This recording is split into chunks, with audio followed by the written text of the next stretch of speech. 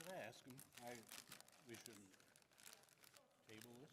There's a lot Troy? of stuff, but, No, please do. well, he might have an answer. He said I might be able Yeah.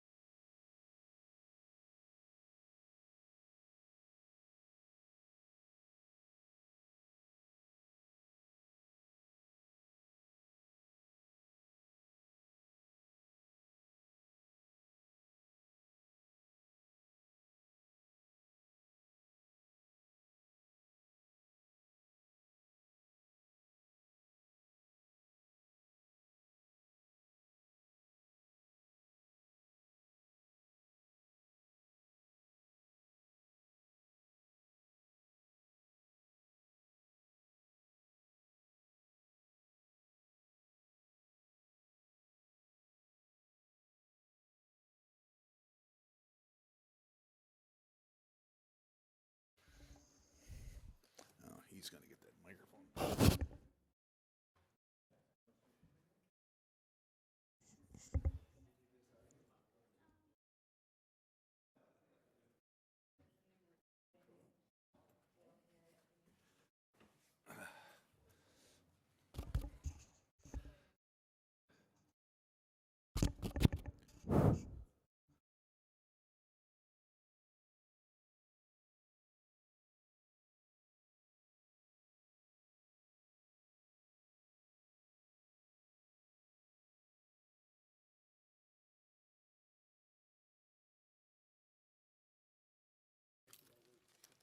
30 seconds, please, Dave.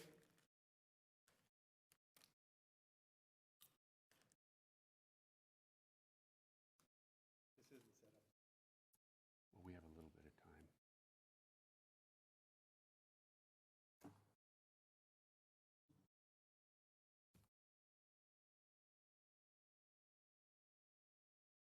Good evening, and welcome to the February 11th, 2020 Prior Lake Spring Lake Watershed District meeting. Our first order of business, would you please stand and join us in the Pledge of Allegiance? I pledge allegiance to the flag of the United States of America and to the republic for which it stands, one nation, under God, indivisible, with liberty and justice for all. Thank you, Kurt. So our next item on the agenda is the public comment, and since we do have folks in the audience, I'm going to see if there is anybody that would like to speak at the public comment period. Seeing none, we're going to move on to the next item to approve the agenda. I'm going to ask if any of my colleagues, any changes to the agenda. Gents, seeing none. Diane, nothing from you. I would then entertain a motion to approve the agenda. Motion to approve the agenda. Second. We have a motion and second on the floor. All those in favor say aye. Aye. Aye. Bruce, are you an aye? It carries 5-0. Thank you. Fred. So the next item on the agenda is section 4, other old new business, and we have our standing projects and programs update. Turn it over to the ladies. Are you ready to go? Okay.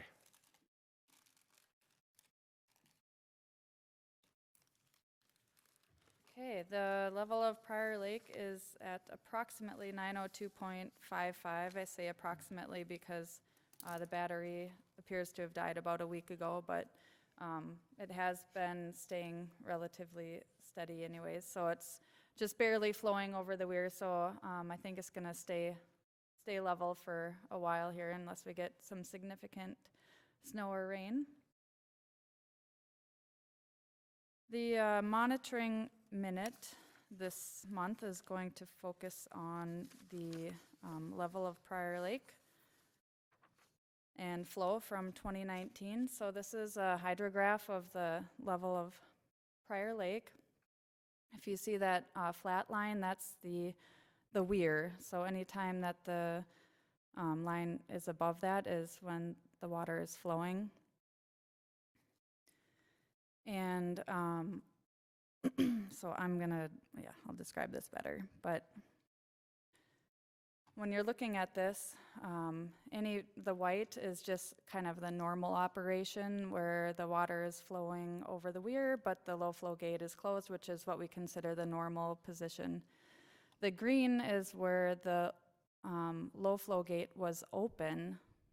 So the outlet was flowing, but the low flow gate was open, allowing additional water to flow out through the pipe. So when you look at this, there's red and yellow. The red is when we physically closed the whole main gate so that no water was leaving the lake because we were preparing for some bank erosion projects in the outlet channel. And so we physically closed that for a short time. And then the yellow is the only time that the outlet structure wasn't flowing just due to low water. So just some kind of facts about the year. The max elevation in 2019 reached 903.93. And I'm going to compare a little bit to 2014. If you remember, or maybe you've heard that 2019 actually had the most precipitation in recorded history. So comparing to 2014 when we had the big flood, I just thought it might be an interesting comparison for a few of these facts.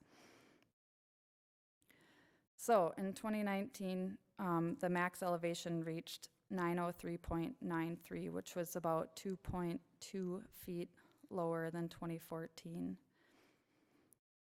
And the no wake was we had a no wake in the end of April for about a week as compared to 2014 when we had about 2 months of a no wake.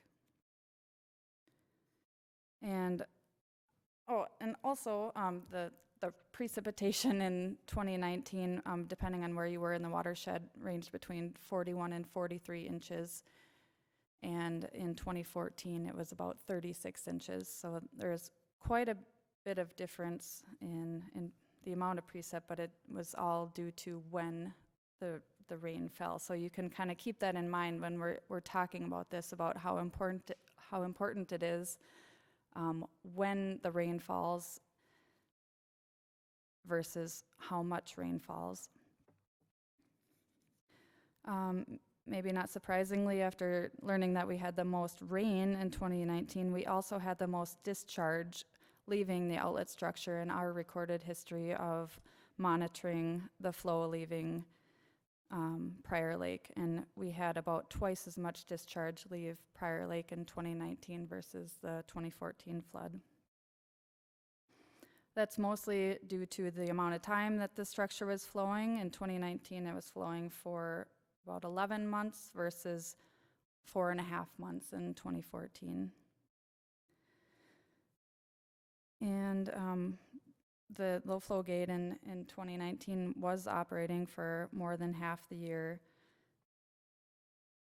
And usually we only open that in March and April just to create some more storage in the lake for springtime flooding, but because of all the rain, we did keep it open way longer than any other year. So when you do the calculations on how much volume of water left the lake, it calculates to an estimated 10.4 feet of vertical volume on the lake. So in theory, if like all the rain fell on one day, when the lake was at its highest elevation, it could have reached an elevation of 914, and that's never, it would never happen that way, but that's just to somehow imagine how much how much water actually left through the outlet structure. So yeah, I would like to take credit for operating the low flow gate superbly, and that's why we didn't have any flooding in 2019, but it was mostly due to Mother Nature and when the rain fell. So we really did luck out this last year. So I guess that is the summary of what I have on that. Do we have any questions on that before we move on? That looks great, Jamie. I will in just a minute, Bruce, thank you. But this looks great. Jamie, is this, and the information you shared with us, is that going up on the website? So this information is in the 2019 Outlet Channel annual report. So I am in the process of finishing that. It'll be on the website next week. Okay, great. In the Outlet Channel section, there's some reports there. So you can find all this information there. There's some good stuff in there. Bruce? Thank you, Mr. Chair.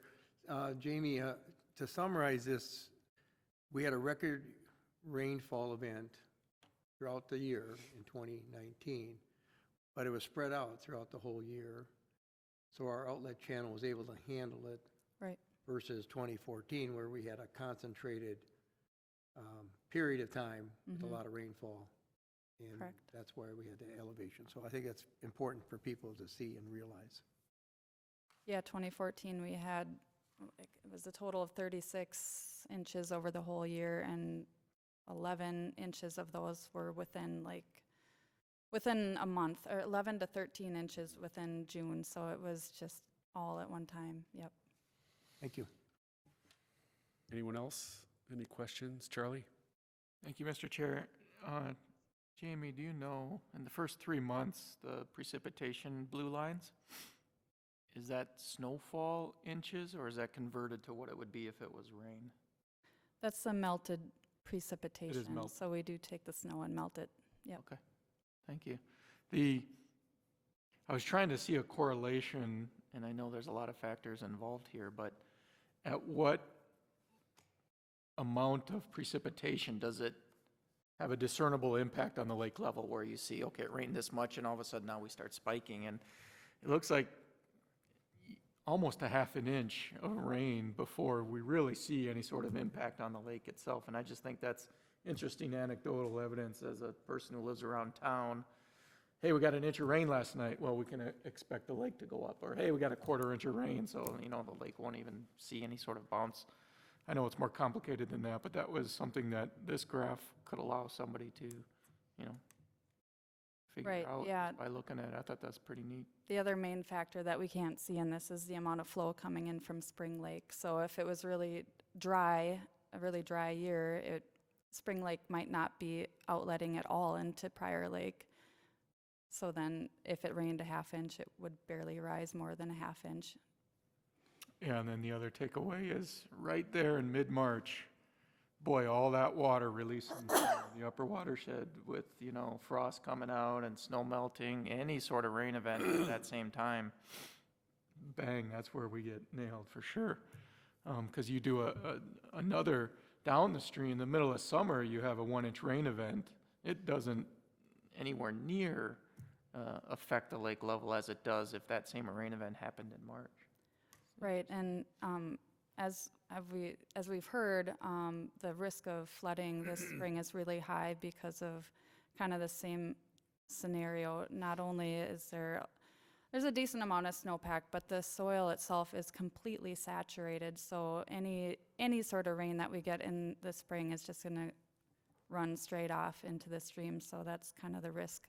Why they keep talking about these risks, and we're getting warnings in our emails, and everybody should buy flood insurance, and so yeah, that's part of it. Jamie, I'm going to ask you to maybe to dovetail on what Charlie was doing, but there was one other item that I think might be worthy to or add into some of the questions Charlie was asking. There's also a lag time, because again, everything that hits on the upper watershed is coming down through into the lakes. But I remember really looking at 2014 data at one point. There's a lag time upon which the water, and again, whether it's full or not, but what is that sort of lag time that everything coming on the upper watershed is going to work its way and find its way into the lake, so that the full effect of a 6-inch rain, we don't see it until 4 or 5 days later? I'm thinking, Carl, if you want Do to you jump in, remember? is I it mean, seven, it's some 7 days days? later, right? I'm thinking 7 days, but I'd have to double check. Mr. Chair, it could be as much as 10 days Yeah. from the headwaters of Sutton and moving through all that. Okay. Thanks. Well, I'm looking forward to read the report. Anybody else have anything for Jamie? No. Thanks, Jamie. Good stuff. So to follow up on the flooding risks, again, because of the high precipitation and last year and the soil being saturated and all that, we will be opening the low flow gate as soon as possible. The permit allows us to open it March 1st, and we'll be opening it probably a few days after that because of the fish houses on the lake. We don't want to open it and cause a gap between the ice and the water, which can cause some safety concerns. So we have to double check if it was March 2nd or March 4th where the fish houses have to get off the lake. But we will be opening that as soon as possible, and we will be meeting also with the county and the city of Prior Lake and to discuss the flood response policy and just prepare just in case.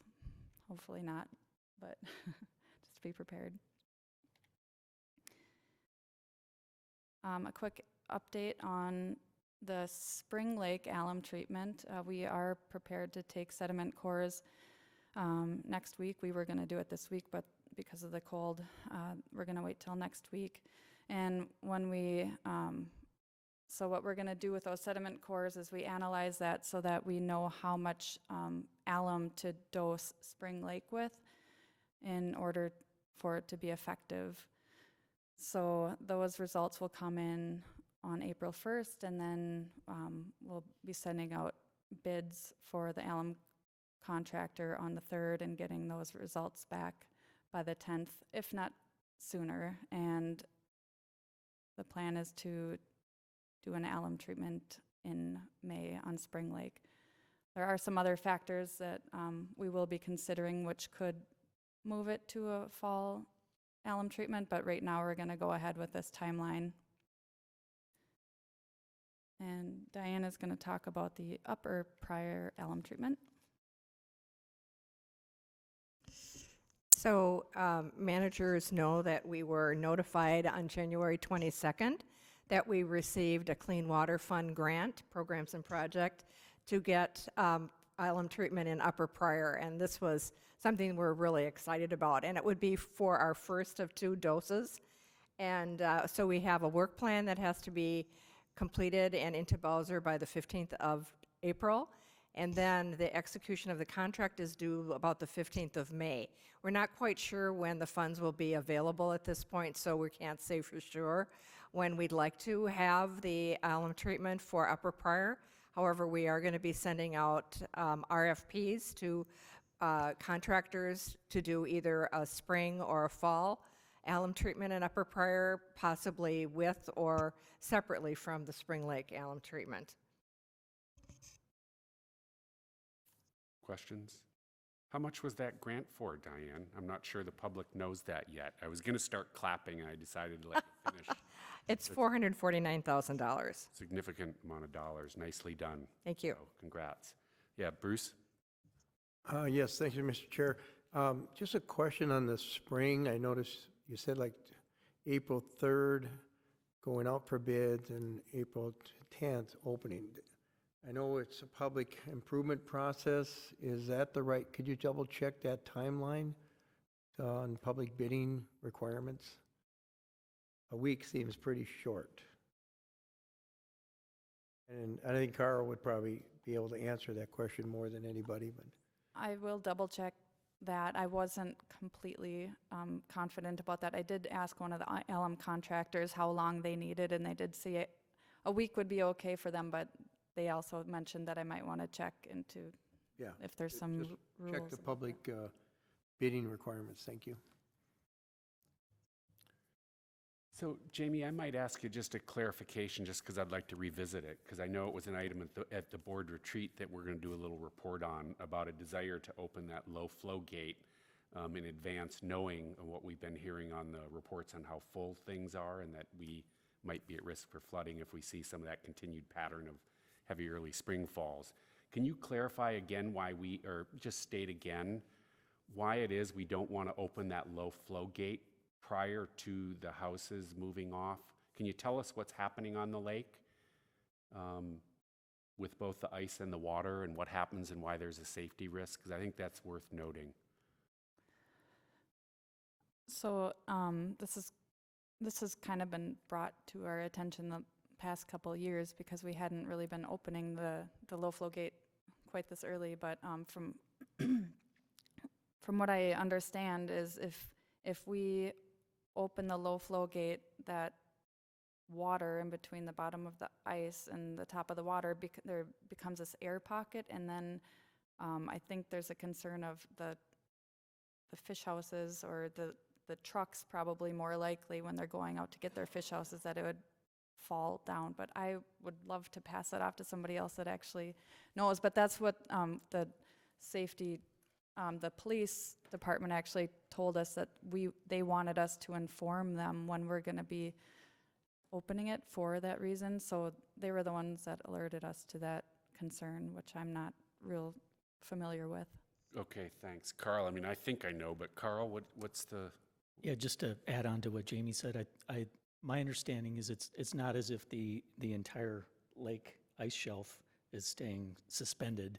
What happens is the predominant portion of it moves down with the water level, but the edge contact is holding it up on the edges, and so you're getting lowering and cracking of the ice on the edges, which then is a little bit mobile. So if you still got vehicles that are trying to go back and forth, it's the compromising of the perimeter that is the concern. It's not as if once you get out to the main part of the lake, that's not an issue. You just got to get there, and that perimeter gets compromised. Gotcha, thanks. That helps. Thank you. Next. All right, as you all know, we were hoping to get a carp seine in last week. And when we're doing the carp seine, we're always looking for those 5 magical things, right? We need the ice to be thick enough. We need the carp to be grouped up in the right location for a seine. We need the commercial fishermen ready with their nets. We need a market, and we need the air temperature to be okay so that the native fish survive as we're sorting through them. So we had all of those things on Saturday. And actually, if you want to go forward a couple slides. And a picture says 1,000 words, but a video says 1,000,000. So I'm going to play this short video of what we did last Saturday.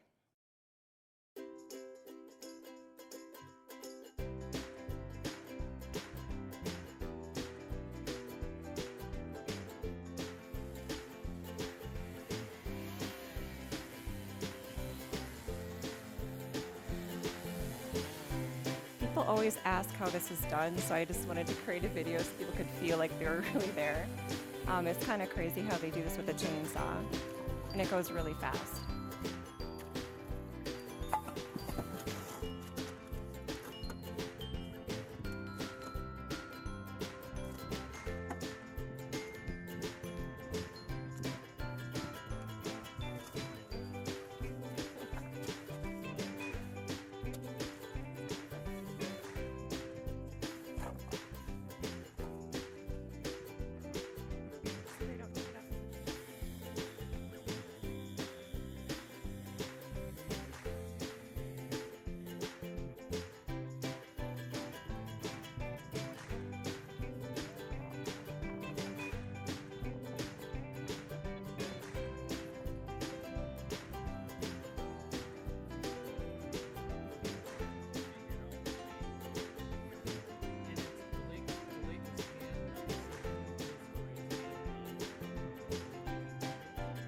So the seine net's about like a half mile long, so it's really long as they're stretching this underneath the ice.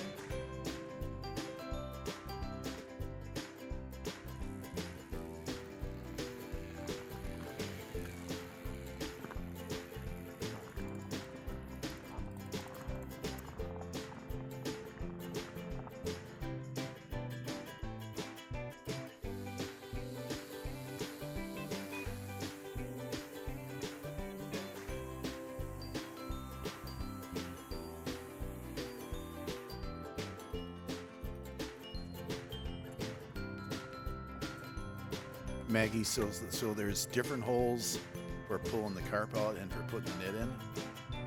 And I never knew that. And this part always makes me nervous. Just watch Joe Schramm. He's the guy walking across.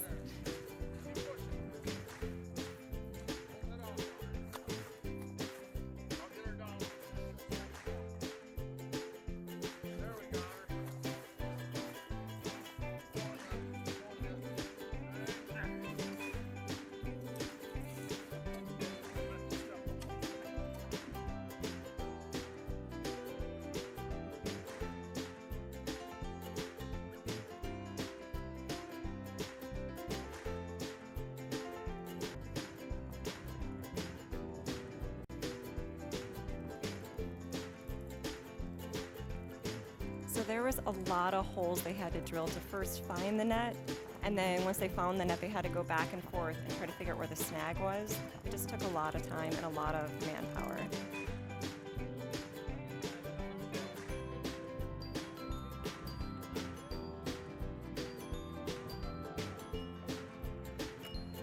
Maggie, what was it snagging on?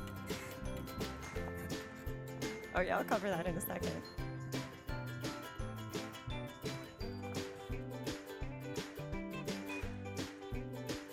Okay, so when we were out there, they kept on pulling up the net, and you see this big plume of mud come up, and we're like, oh, we're snagging on mud. Because like if you hit a low spot in the lake, the seine weight line, so like there's a floater on the top and then there's weights on the bottom, they'll kind of get sucked underneath the mud, and sometimes the mud is so thick and so heavy with clay that it just pulls it and holds it there. So they kept on pulling it up, and we just kept on finding mud. And they did this like 3-4 times, hitting these snags, and every time you pull the seine net in, it's in a different location, and you got to go find it again. So it was just this huge process. Tony Havranek, the WSB scientist, said it was the longest seine day he's ever had. Like it was a really long time. But what ended up happening is they came back on Sunday. So this is a rarity for commercial fishermen.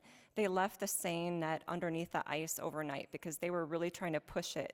They can't technically work after hours. It's part of the rules of being a commercial fisherman. You can't work in the evenings.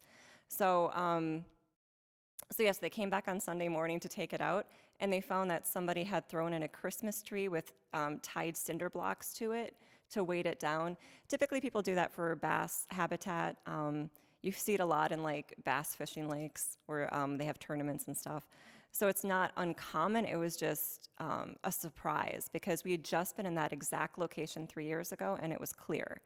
So somebody had thrown it in there in the last 3 years. The other problem that they found when they went to the other side, to the west side to pull it out, they found a tear in the top of the net.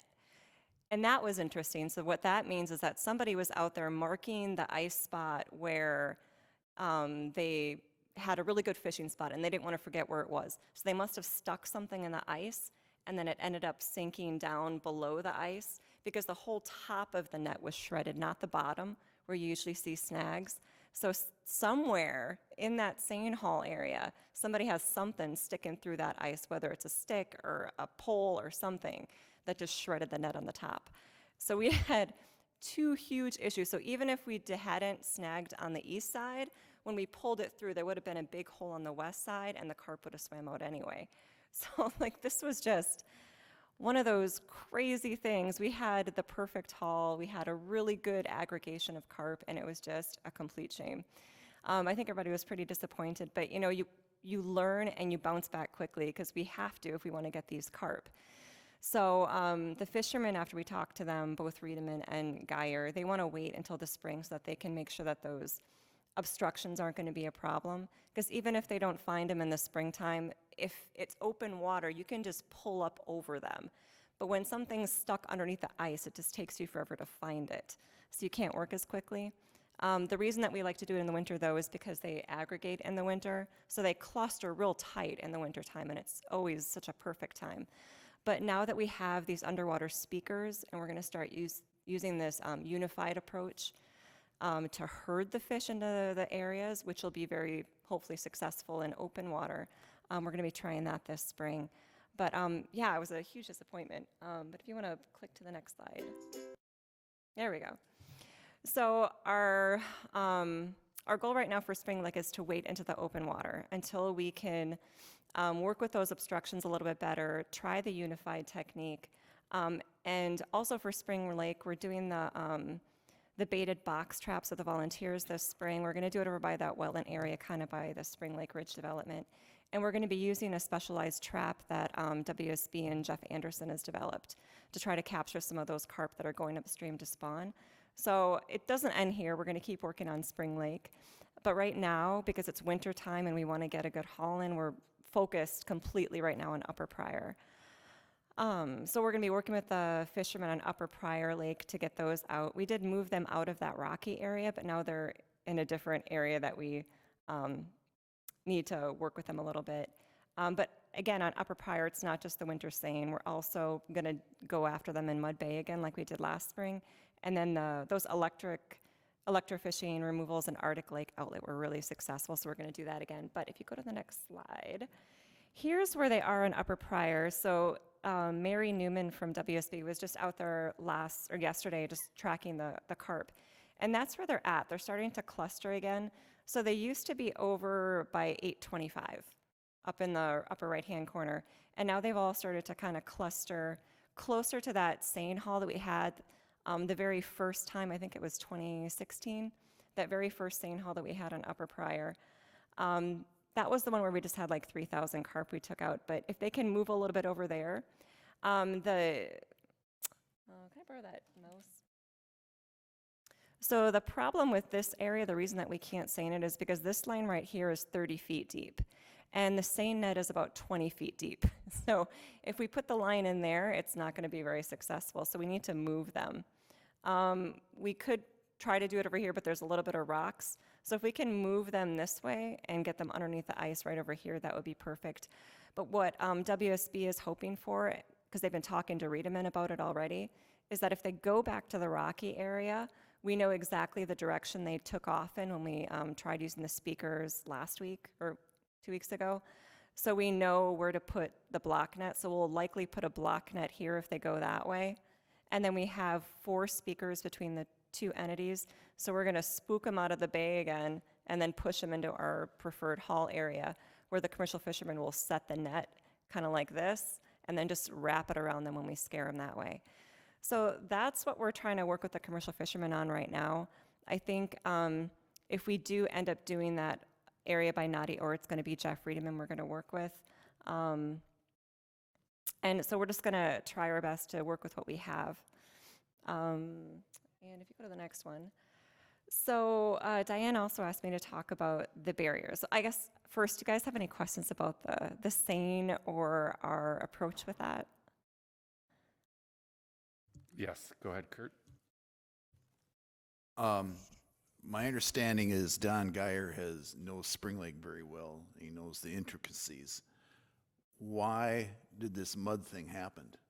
Why didn't he look into it this fall when we were talking to clear out any obstructions so you wouldn't run into this problem now?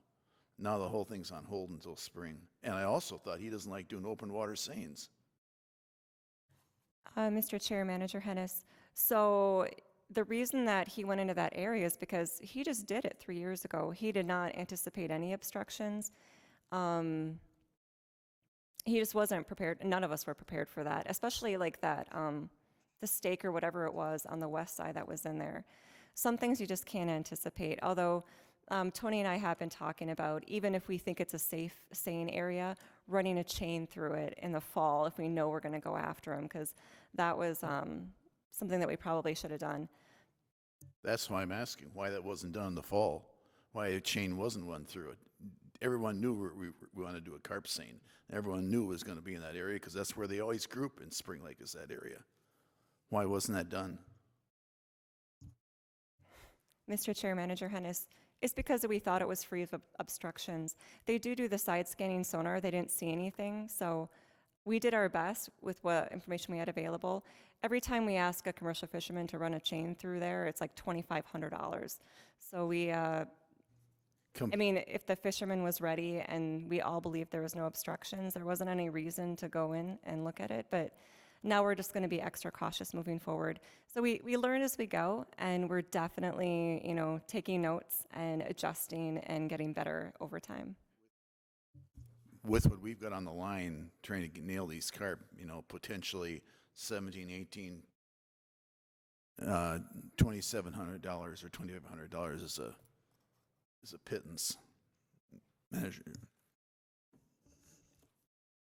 So I probably would have asked it a different way, because we typically in the business world, we have what we call a post-mortem, to go look at something and find out, okay, what are we going to do different next time so that we don't get in the situation. So I would support that, you know, in the future, just knowing that humans do some interesting things on the lake.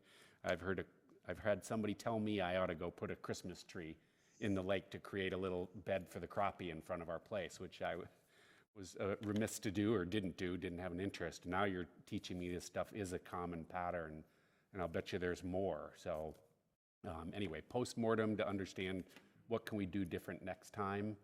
It'd just be valuable to just contend, but that valuable thing to do. I'll finish the thought. The video was awesome. You know, I didn't really understand all that was involved, so that was great to see that. Thank you for sharing that with us. I'll be interested to hear what happens on Upper. I had one last question. Did you have a chance to go back out on Spring and even just see where they probably dispersed to? And let me just finish that off, so then you can answer twice. Because then, what if they congregated in another area that we believe is safe, and now I know there's a risk, but that's part of why we also bought a net ourselves, is so that we could do this. So that's part of the reason I'm asking. Do we know where they are? Is a chance for, if they congregate in another area that we believe is safe and isn't the one currently, is there still a chance we might get a winter seine on Spring? Or is there any opportunity? Mr. Chair, so on Spring Lake, we found 2 of the tags. So Spring Lake's a little bit strange for finding the radio tags. For whatever reason, you have to be right on top of them. So it would take a really long time to find them all, but right now they're kind of scattered. We found 2 of the tags towards the north side and to the east of the Seine Hall.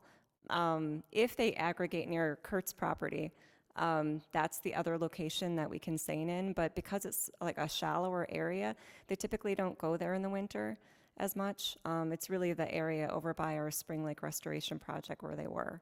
But we're gonna keep an eye on them still. We're gonna make sure we take every opportunity we can.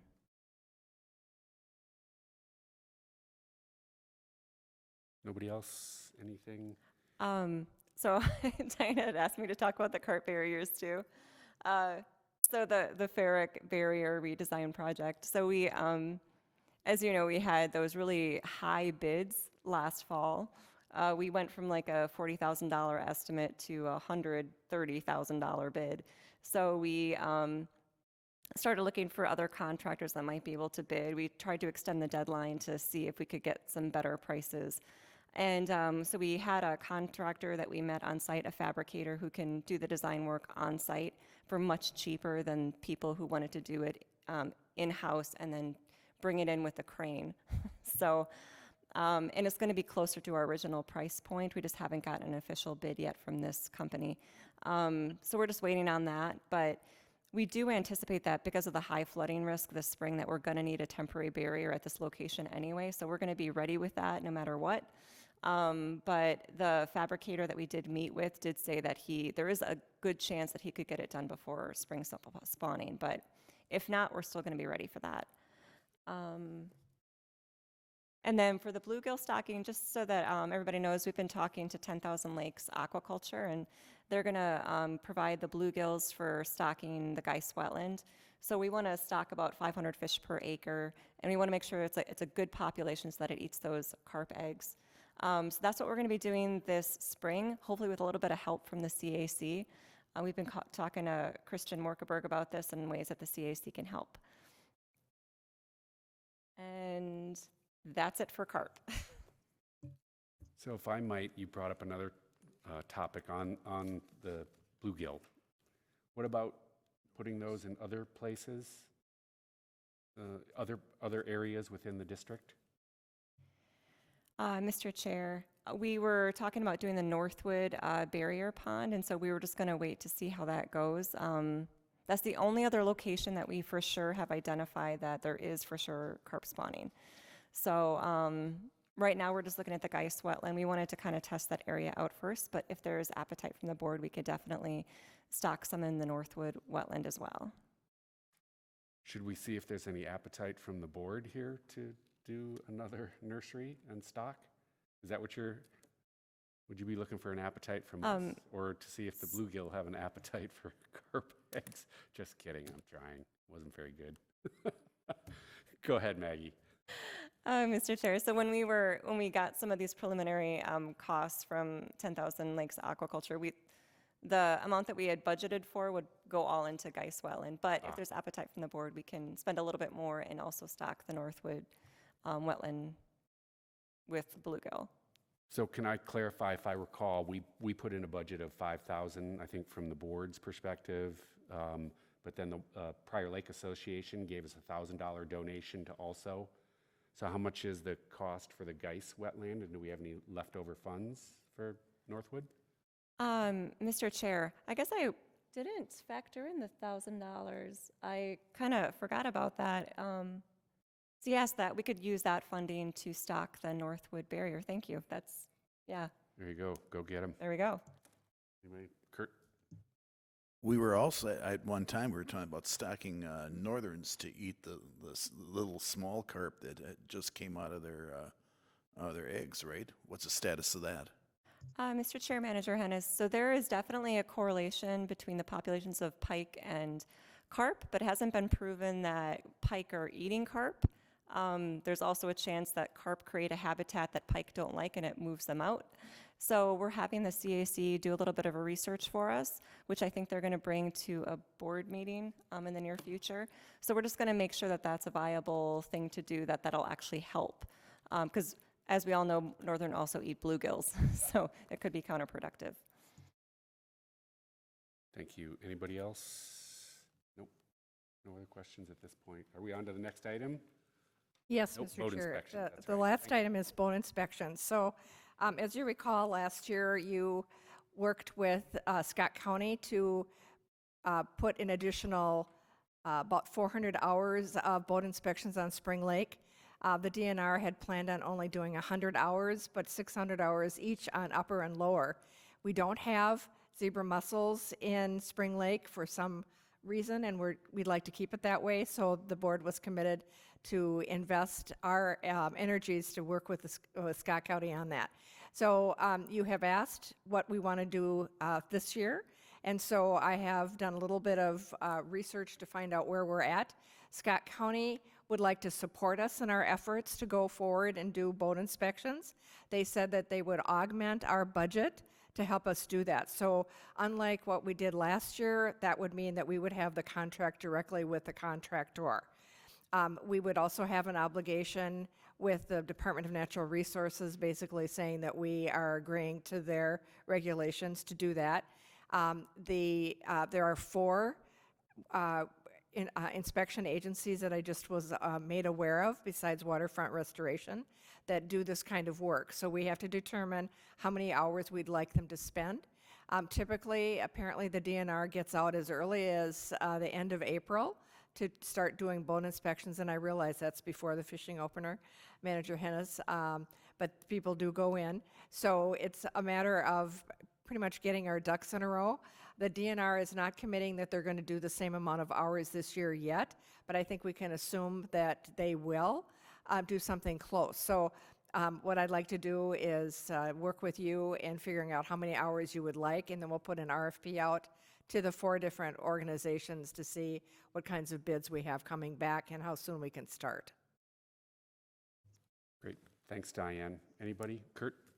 I'm pulling out this report that the inspectors gave us last fall, and just for the record, they found no boats with zebra mussel coming out of spring. They found 1 boat with mud that hadn't been cleared, I assume, if it was from the propeller or the live well or whatever, and they found 1 that had plants that were removed by hand. Now, I'm absolutely in favor of continuing to doing this project, but we need to kind of balance what are we finding versus what are we spending. So let's just keep that in the back of our minds, okay? Anyone else? Seeing none? Thank you. Our next item on the agenda, and that is an award presentation. I'm not sure who that's for, but, so Diane, how are we going to kick this off? Who's going to start this?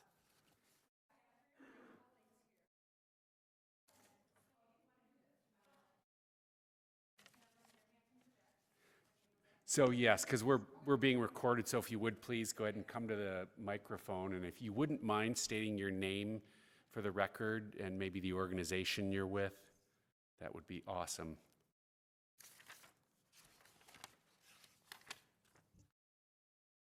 Started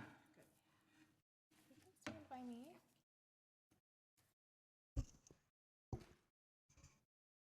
Mr. Chair and board managers, I'm Margaret Johnson on behalf of the Minnesota Association of Watershed Administrators, here to provide an award to Diane. She has been the pillar of Prior Lake Spring Lake Watershed District as the district administrator for the past 5 years. She wears many hats here, including supervisor of staff, developer of budgets, planner of programs, manager of projects, leader of partners, and cultivator of community support for protection and improvement of water resources. On behalf of the Minnesota Association of Watershed Administrators, I would like to present this award as 2019 Administrator of the Year in recognition of dedication and leadership in watershed management.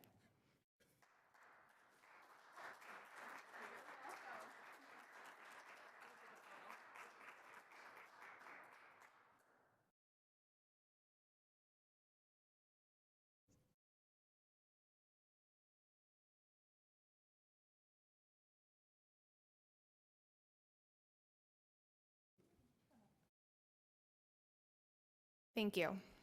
Thank you, Margaret. I think the only thing I heard that you didn't list on there is dealing with a very cantankerous and vocal active board, so that was missing.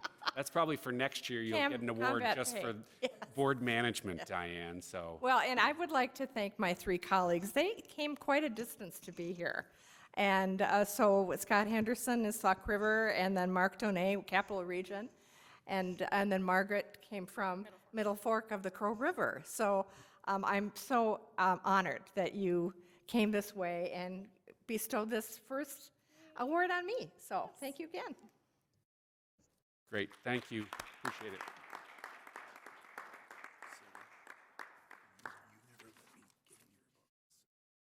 I did, we'll come.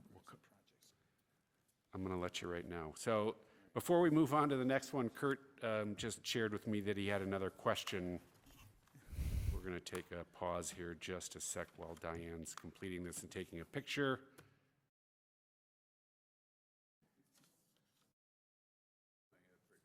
Yeah, exactly.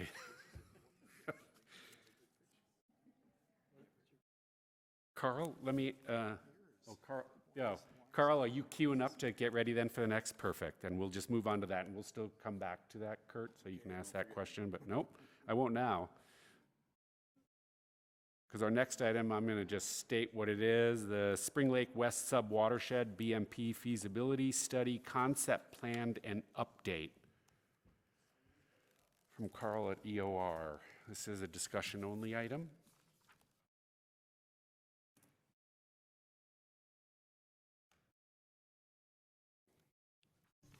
Mr. Chair, managers, yeah, sorry about that. It's different here now. There's no thing to plug in here anymore, so I wanted to get that up from Jamie real quick.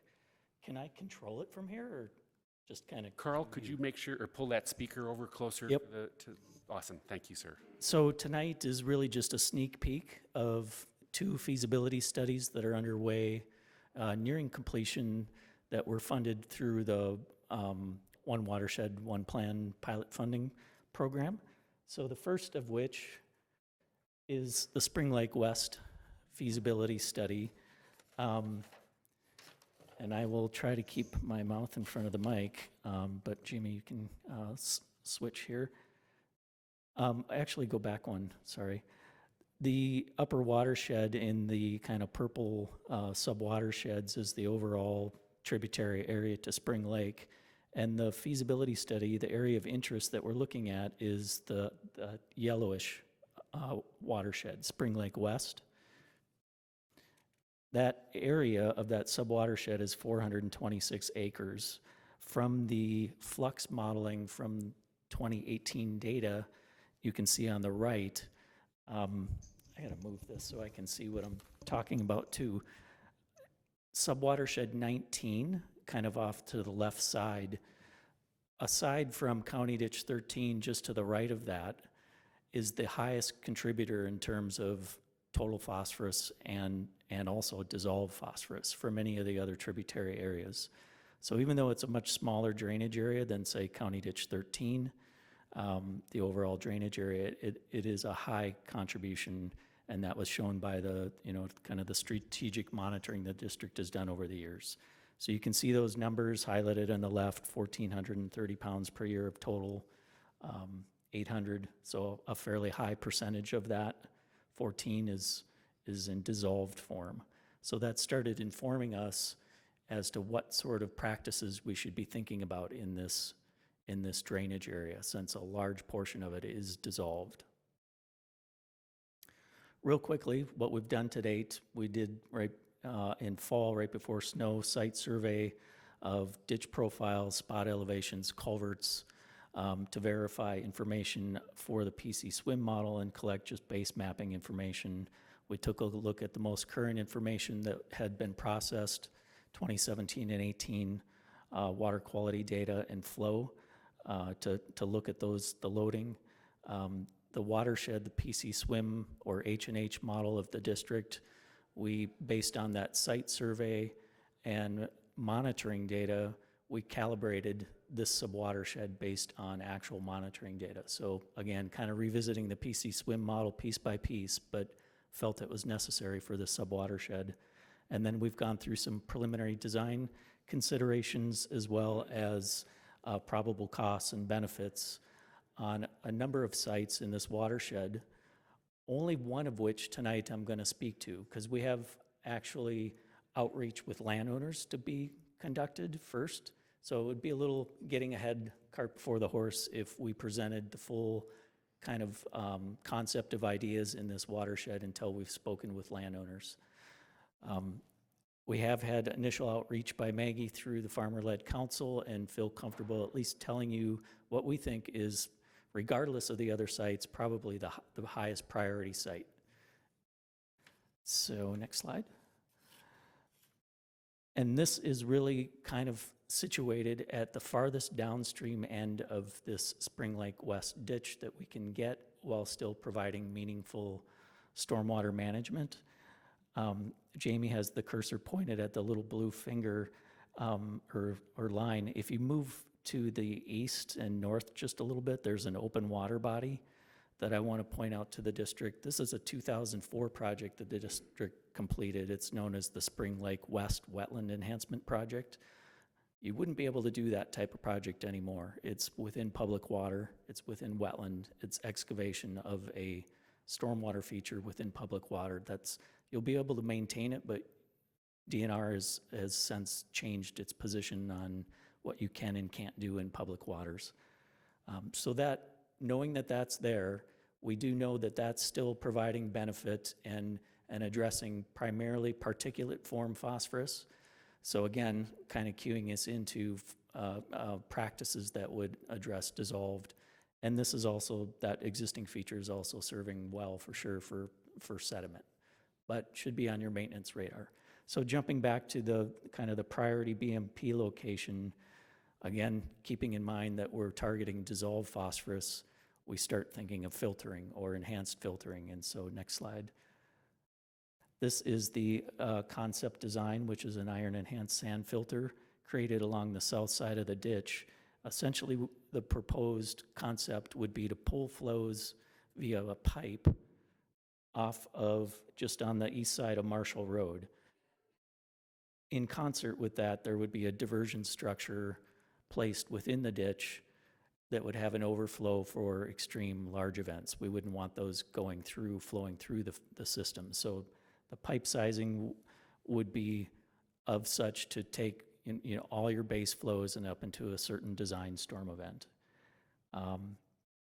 You're all familiar with iron enhanced sand filters. You've designed and built a couple yourself already in this watershed, Fish Point Park and Sandpoint Park, to name two of them. I won't get into the details of how that functions or anything unless you have questions. The only other thing that I'd note on this concept design is the yellow hatched area. The yellow hatched area is relocation of a filter strip.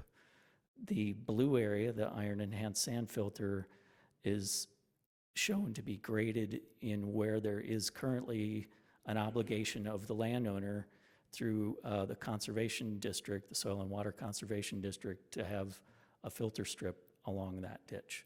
So in order to do this, there would be an extra proceeding to shift that filter strip so that obligation still remains, just in a slightly different location to address the tile, or excuse me, the tilled land runoff and provide filtering before and pre-treatment to the potential iron enhanced sand filter. So overall, real quick statistics. I mentioned initially that the overall drainage area was about 426 acres. With this location, we are able to treat 384 acres of the overall drainage area. That's about 90%. We did look at feasibility of shifting this further downstream along the ditch alignment, but then you start getting into issues of groundwater and separation from flood elevations from Spring Lake itself. So arguably, this is kind of a best fit location in terms of maximizing treatment and minimizing complications of groundwater and high water elevations on Spring Lake. You can see the estimated load reductions. OP is another, orthophosphate, another way to say dissolved, and total at 250 pounds per year. The estimated cost at this point is still quite a wide range. This is at concept level. We'll tighten that up a little bit further with the completion of the feasibility study, but there'll still be a range on it because we're not taking this to final design by any means in a feasibility study. But I would want to note what we're looking at that cost per pound removal. Those are very low numbers for kind of a life cycle cost, pounds or dollars per pound of phosphorus removed. Context, the ferric chloride system is around that 50 to 75, if I remember the last time we estimated it, dollars put into it per pound removal. Your typical rain garden might be $3,000 to $5,000 per pound removal. So these are still very small numbers in terms of your spectrum of cost-benefit ratio. Real quick, and I can open up to questions. What's next? Final report will be drafted. We will be meeting with potential project partners on other aspects of practices and BMPs that you'll see fully articulated in the final report, continuing landowner outreach. And as you can see, the next one is kind of a hint of what other practices might be. The wetland banking options that have been identified in this drainage area, and then pursuing, once the report is finalized, pursuing potential grant avenues through Bowser, the competitive Clean Water Fund, as well as other entities might be very interested in the wetland banking opportunities, either privately or publicly. And I can speak to those maybe if there's time after the meeting of what those other opportunities are. But for now, I'll just leave it kind of a focus on this primary site. Great. Thanks, Carl. Gents, anybody? I mean, I know I've got questions, but anybody else? Bruce?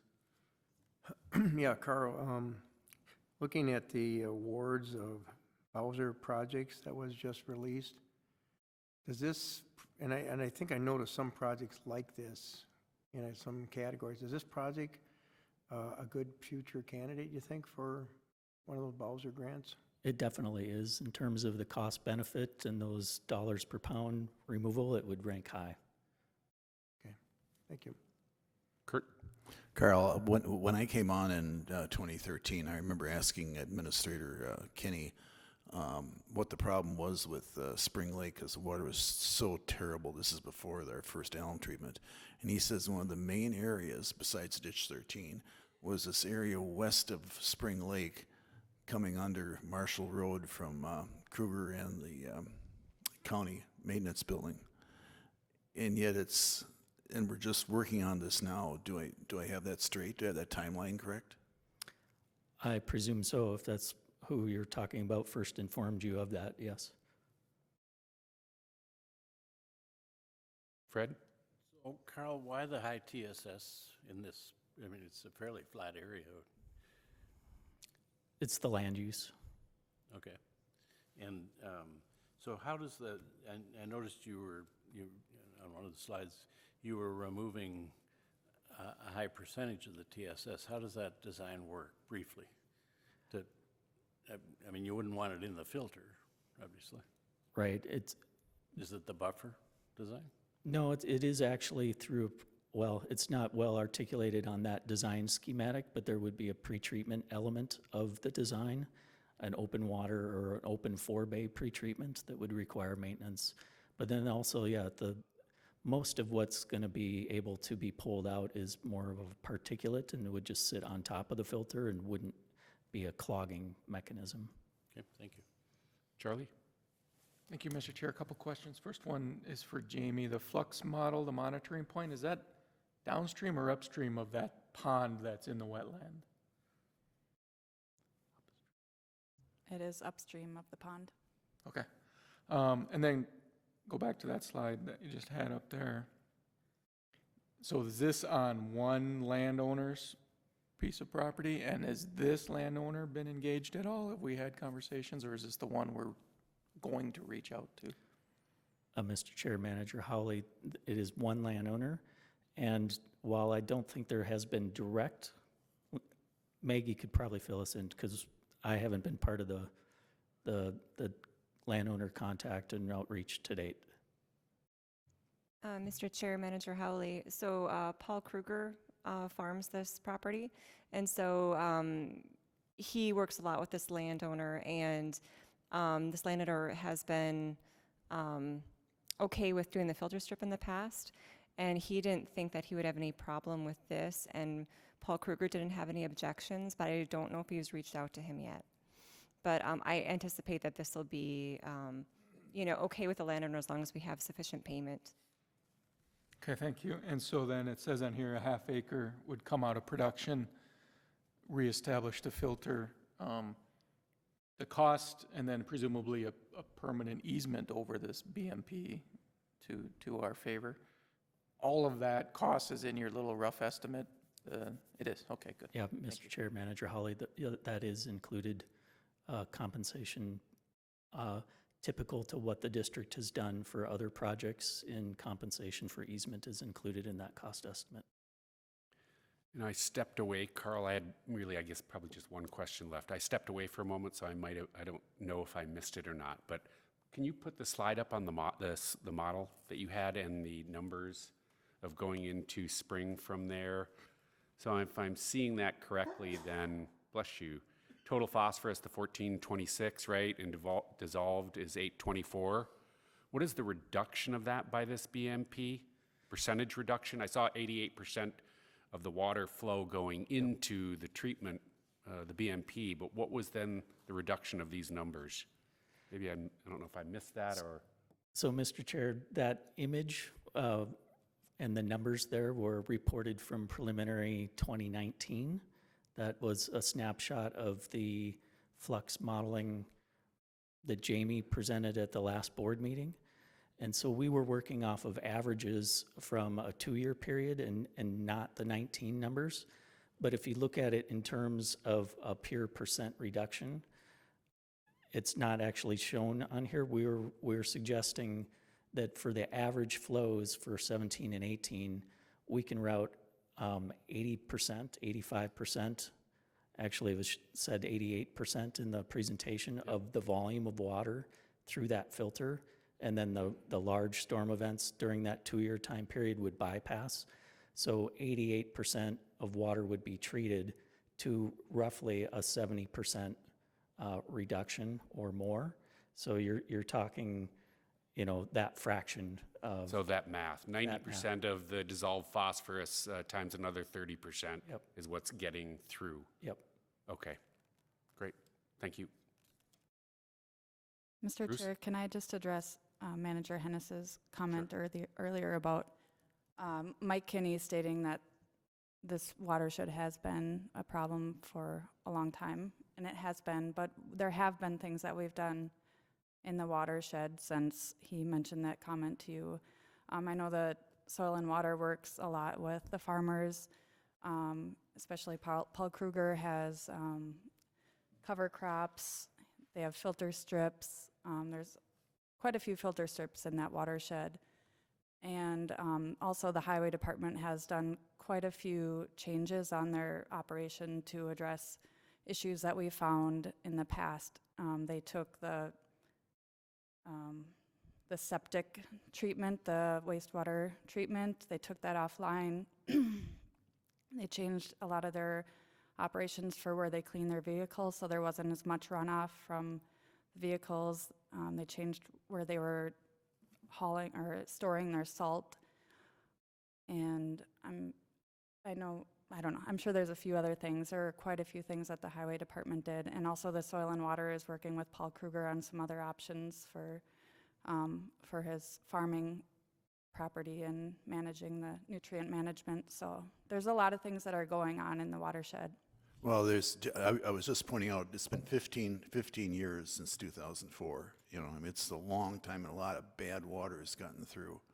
And I wish we could have addressed this a while back, because it's the first thing I asked Kenny when I came on board. And that's the first answer I got, was that area. Thank you. Bruce? Yes, Mr. Chair, a couple of questions. One of was dealing with land use. If the land use changes, obviously, I think the phosphorus levels are going to go down depending on the land use, but I'm assuming development would occur, better stormwater management and versus what's there today. Secondly, on this iron enhanced sand filter, what's the maintenance cost and operation cost of this system, Carl? Mm-hmm. So in that, in a roundabout way, I'll answer your question. In that cost benefit numbers that I presented, that included annually a 5% of estimated construction cost. So depending on the range, either $20,000 to $40,000 on annual maintenance is just a very conservative number. It should not be anywhere near that. The typical design that we're targeting when we're sizing the footprint of the features and the amount of iron that we put into them, we're trying to get at least 20, if not 25 years minimum, conservatively based on the university studies that have been completed for the life expectancy of that. So they're still relatively new. I mean, there's installations 7-8 years old right now. Most, to my knowledge, have only had minor maintenance and still are performing quite well. But for the purposes of that cost-benefit assessment, we assumed a 5% of construction cost that would go into annual maintenance to be conservative or overestimating the amount of activity that would occur. Yeah, that's what I was going to get at, that there is a maintenance cost and maybe a replacement cost, and maybe in 25 years the land turns over so that we don't have to reconstruct the iron filter again. It might be a different design at that time. So we keep that in mind, that the 25 years is a critical time frame. Thank you. Good point. Good point. Thanks. Thanks, Carl. I think we're on to the next item, and Carl, you're up again for our lower Prior Lake subwatershed. 6 and 36 retrofit feasibility study, concept plan, and update. So, Mr. Chair, this is the second feasibility study that's being funded by the One Watershed, One Plan money. kind of taking a step back in time, this exhibit in front of you is just a model schematic from the 2013 diagnostic study for Lower Prior Lake. And the colors that you can see, the yellow lines are subwatershed boundaries. There are some green subwatersheds, and those were identified to be treated to current standards through stormwater management practices, ponds, et cetera, within those subwatersheds, or passive through existing wetlands that they flow through. But the red areas were identified for potential retrofit opportunities. Kind of the low central one is the Fish Point Park, and why the district targeted iron enhanced sand filter for that entire drainage area. We also looked at kind of the north and west ones on smaller features. The larger of that, kind of just north of Fish Point, is Sandpoint Park, and the retrofit of the ponds, in addition of a new pond for another sand filter there. So the next largest kind of area is this subwatershed 636 complex. And so that was the target for investigation of retrofit opportunities up in the north, just north of Bowden's Bay. So next slide. Again, just real quick, what has been completed to date, a lot of survey of storm sewer and ponds, utility information requests, base mapping, reviewing of others' hydrologic models that were for, County Road 42 reconstruction and Highway 13 reconstruction, updating the delineation and the models, reviewing district monitoring information, and then getting into preliminary site investigation and location of practices and cost and benefit analysis.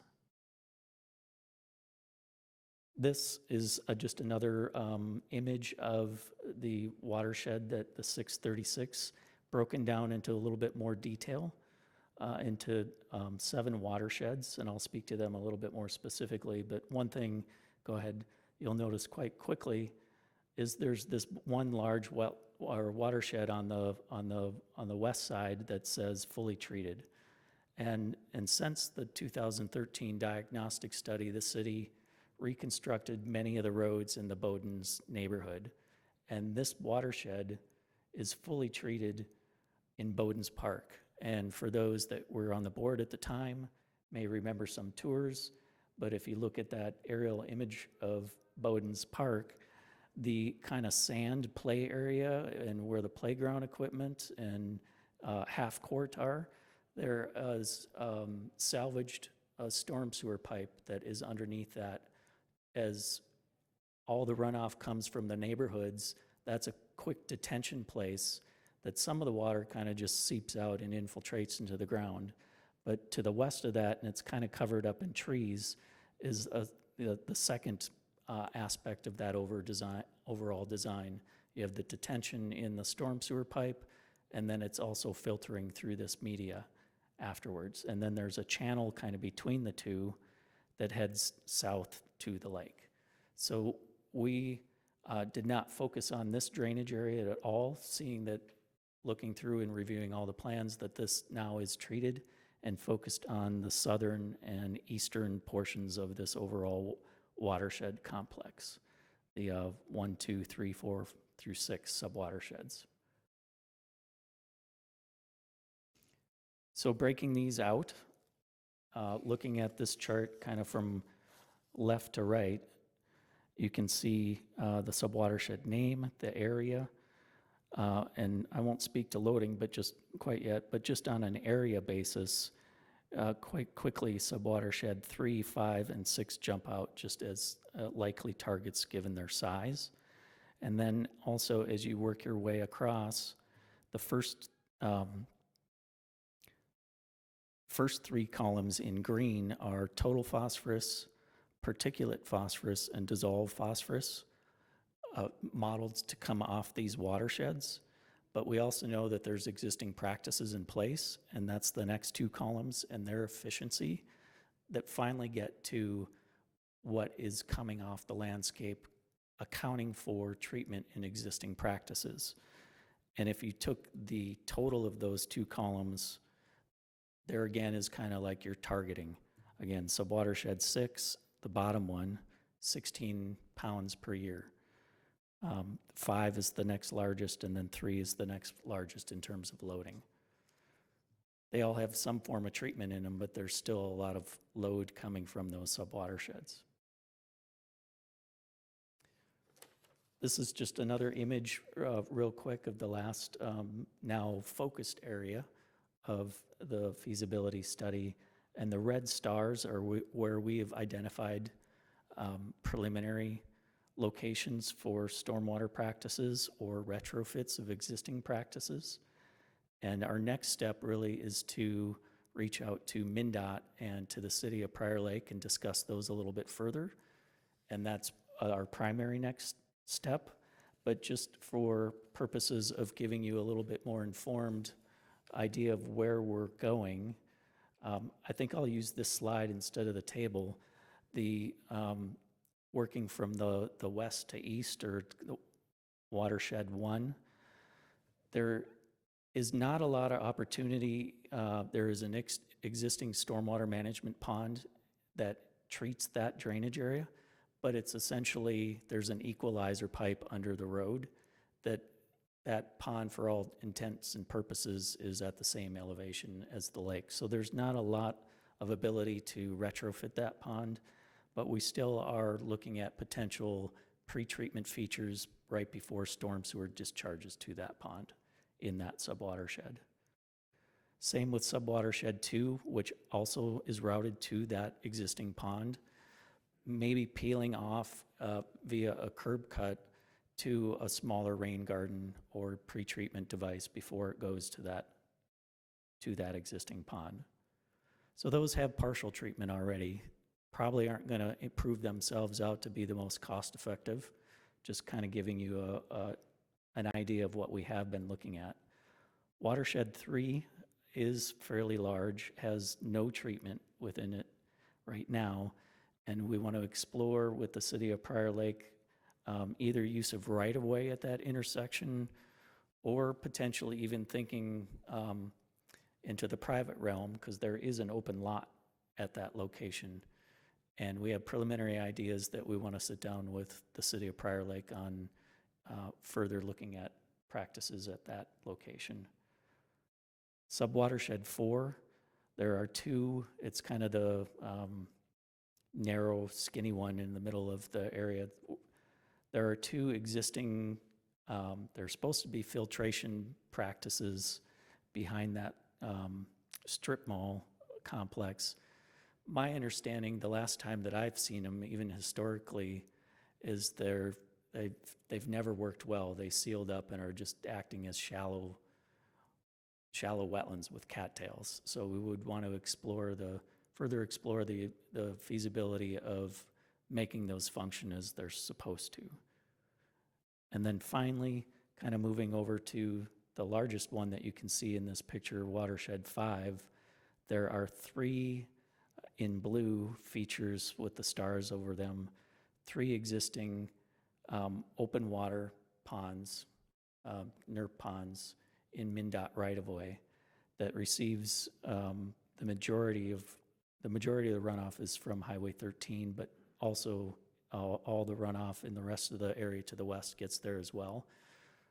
We know that stormwater, open water ponds, NERP ponds, what have you want to call them, are sort of poor performers. They're kind of a dated practice, so to speak. They do some good, but not as good as you can do with current technology and science. So the idea on all 3 of these, or a subset of these 3, is to retrofit those with not necessarily iron, because the concentration, at least from the one monitoring point in the subwatershed, doesn't seem to indicate that dissolved is quite as high of an issue here, but particulate.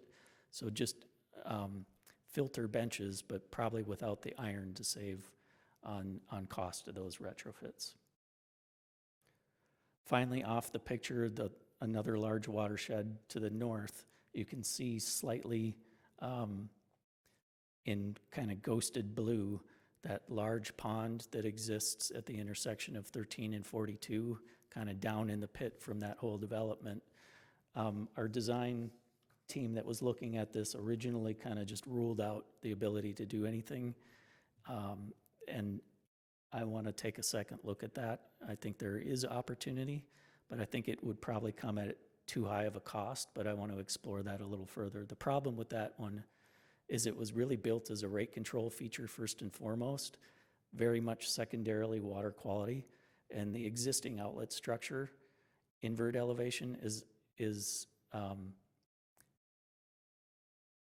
at the normal water level. And so you have no way to really retrofit a profile of filtering within that pond because you have nowhere to daylight it, at least if you're looking at the first two structures. But you could chase it down to storm sewer on the south side of the road with directional drilling.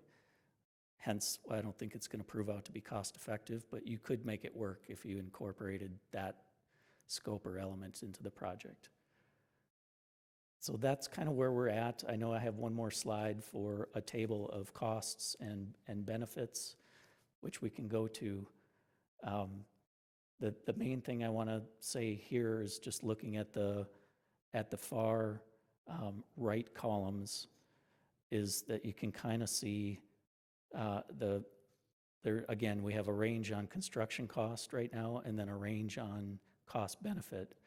And really, sub-watershed 3, the third column down at that 577 to 962, at least preliminarily, we're not as far with this project as we are with Spring Lake West. That's the one that seems to be, to me, the one that would be the one to pursue on a cost-benefit analysis. With that said, I know that we still have iron in the two potential sand filter locations, so those costs could go down. But kind of wanted to just give you a current snapshot of where we're at, and there'll be some fine-tuning on this investigation after talking with partners and likely some revision to those cost-benefit numbers as well. Thank you, Carl. Anybody? Questions? Seeing none, thank you, Carl. Thanks for the update. So the next item on our agenda is a cost share docket. Troy, it's been a little while since we've seen you, sir. Come on up. I think you're going to share some information with us.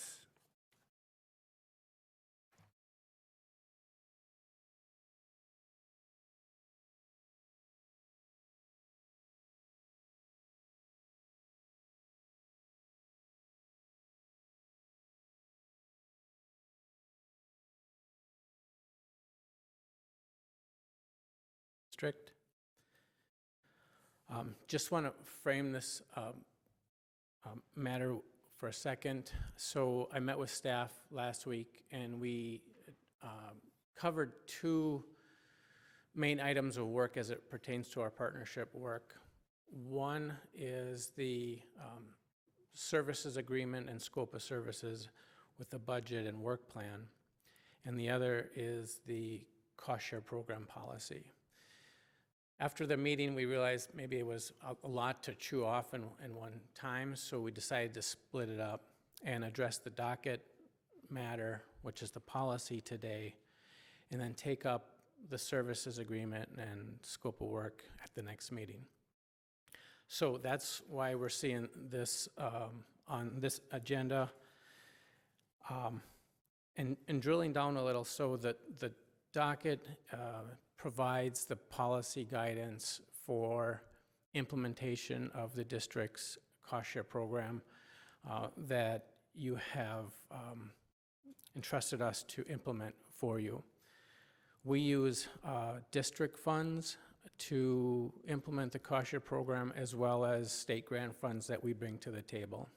I would say it's probably 60 to 75% is what we bring from grants that is combined and leveraged using the district's funds. So there are many significant red letters and words in your packet. I realize that. I have whittled it down to about 12 main points, some of it which is clarification, others are some substantive changes. So what I'd like to do, if it's all right, is just kind of review those high-level changes. And then if you have questions and want to drill down deeper, we can do it at your pleasure.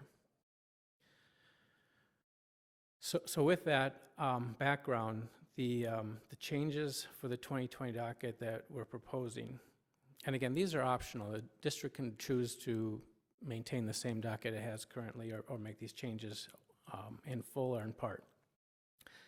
So the first is we allow a deviation from certain standards and specifications in site-specific situations where it might make sense. We do follow a fairly strict recipe book, if you will, for the design and engineering of conservation works, but sometimes deviating from them might make sense for practical purposes.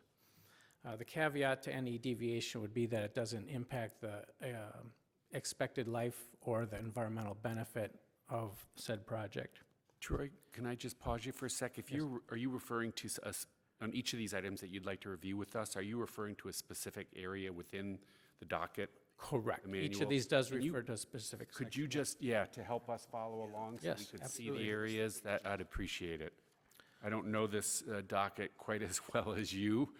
Yes. So, So I'm going to refer to the agenda page number in the upper right. okay, So the first item I mentioned with regard to the deviation from specific standards and specs appears on page 12.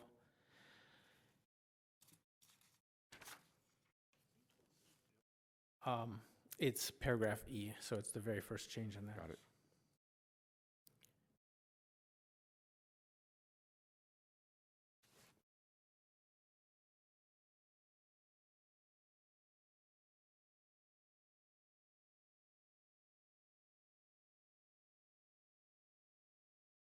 Sorry, I didn't mean to, No, but it just, as you're introducing each one, if you could bring us along, that'd be Absolutely. awesome. Thanks, Troy. No problem.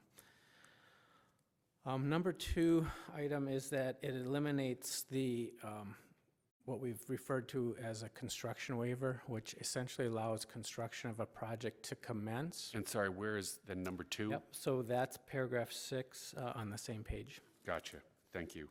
So we used to allow construction to proceed at the applicant or cooperator's risk before the application for cost share funds was approved.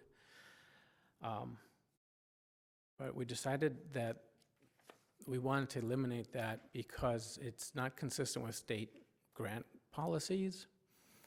In theory, we would be able to allow that if we're using local funds.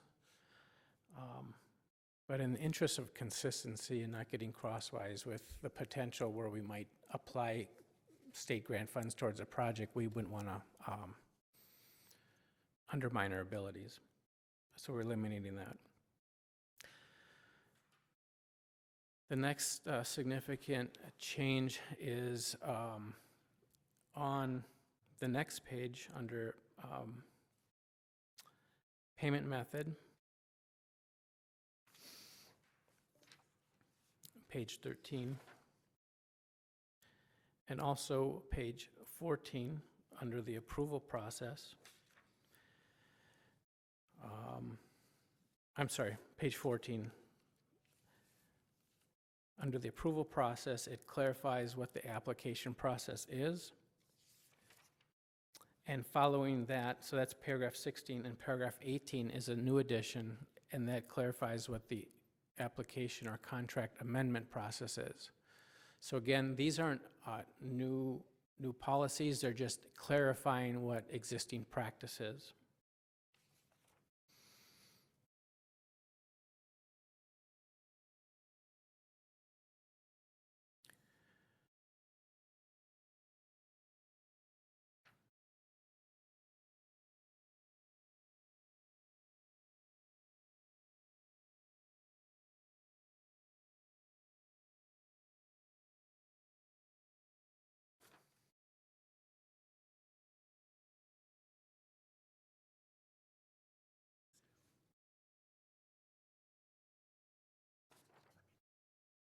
failed to notate exactly what pages my changes appear on, so I'm looking to where they fall.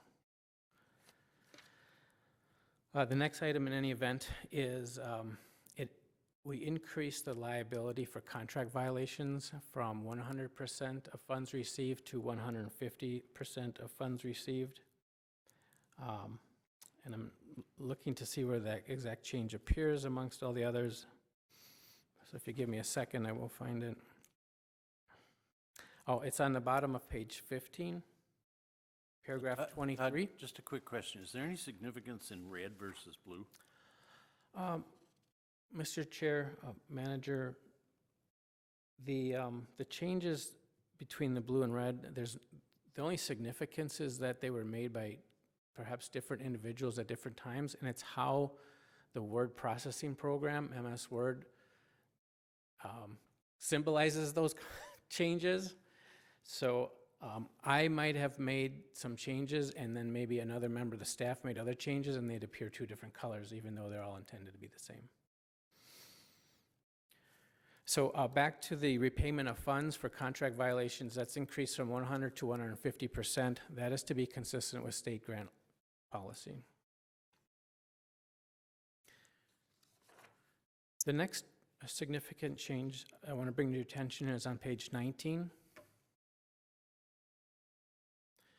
So, Troy, could I ask you that maybe when you indicate what the changes are, indicate why? Sure. That 150%, we had a conversation with staff, and it's, I think it's really, it helps them understand it better. Correct. Thank you. So again, that 150 increase was due to be consistent with state policy. So anytime you use state grant funds, they expect 150%. So we wanted to be consistent. The next significant change I want to point out is on page 19. It pertains to the tier structure. So we have 3 different tiers which represent different levels of financial assistance we provide. The highest level tier provides the highest amount of cost share, but also requires the highest amount of activity in return. So above and beyond what they would normally be required to do as a condition of financial assistance. What we're doing in each of the first and second tier is to drop that percentage. In other words, less percent of public financial assistance and more responsibility on the cooperator. The reason is that that is part of a long-term strategy we have to eventually wean the amount of funding that we provide to support the conservation work and really have the landowners do more and more on their own as part of a growing conservation ethic and sense of responsibility. So we continue to drop that number down. And it's sort of a balancing act. We're looking for that sweet spot where we're providing enough cost share to get change in behavior, but not paying for more than we need to towards a particular practice. And that's the reason we're dropping it. Tier 1 is dropping from 85% down to 80%. That would be the maximum amount of cost share. And Tier 2, we're dropping from 70% down to 60%. Some of the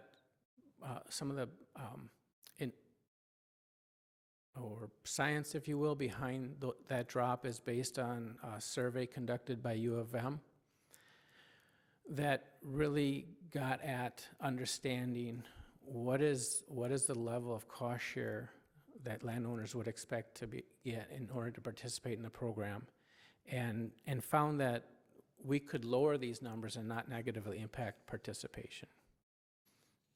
That's theory, so we're trying it out. So my next change is really a blanket change, and I don't want to point to a specific page because it's really throughout the rest of the document for each of the specific practices, and it's just to include some clarification as to what items are eligible for reimbursement. And that occurs multiple times for all the different practices, so therefore I wouldn't want to go through each one, but it's generally clarifying that we're paying for, if we're doing a project that involves seeding or stabilization that we would pay for site preparation, the cost of the seed, the seeding itself, maintenance, initial maintenance, and items like that. Nothing's really that substantive.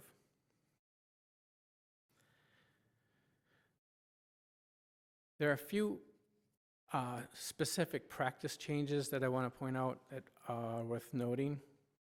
One deals with the conversion of land to permanent conservation cover, and that appears on page 20 of your packet. So part of the change is a change in terminology. We used to refer to annual payments for conservation cover, which is a conversion of land from a crop production setting to a more permanent cover, such as native prairie. We refer to that as an incentive. That's not consistent with state grants policy. They use the term flat rate, so we changed the term from incentive to flat rate. And we also changed the amounts that we would pay for on a per acre basis, and those are significantly dropped. Our current range, is from 150 to or 175 to $275 an acre, and that now drops to 150 to a maximum of $200 per acre. So there's a lot of changes there, but that's the essence of what you're looking at, is a drop in the price per acre. And those are annual payments over the course of the 10-year contract. Again, this change is consistent with what I had talked about earlier, and that is reducing the amount of financial assistance that we provide for the conservation work. We also, in that section, and this came at a recommendation of your staff too, which I thought was a really good point, we pay the highest amount for the first couple acres. And the idea behind that was that we wanted to really target and focus the most cost beneficial acreage, that, you know, the land that provides the greatest environmental benefit. So if we had a 20-acre field and the landowner wanted to convert that whole field to conservation cover, well, if a portion of it was along a stream or a lake shore, we would prioritize that first. So we wouldn't do the half of the land that was furthest away from that water resource, but rather we would intentionally apply the funding to convert land that's closest to the environmental feature. So that's a clarification made. And that would appear on page 22. That's the last item. It's paragraph 18, stating areas having the greatest environmental benefit within a field targeted for this practice shall be prioritized for financial assistance. The next change I want to point out is on page 26 of your packet. Right in the middle there is an addition of provision 8, and this is dealing with other practices which we assign to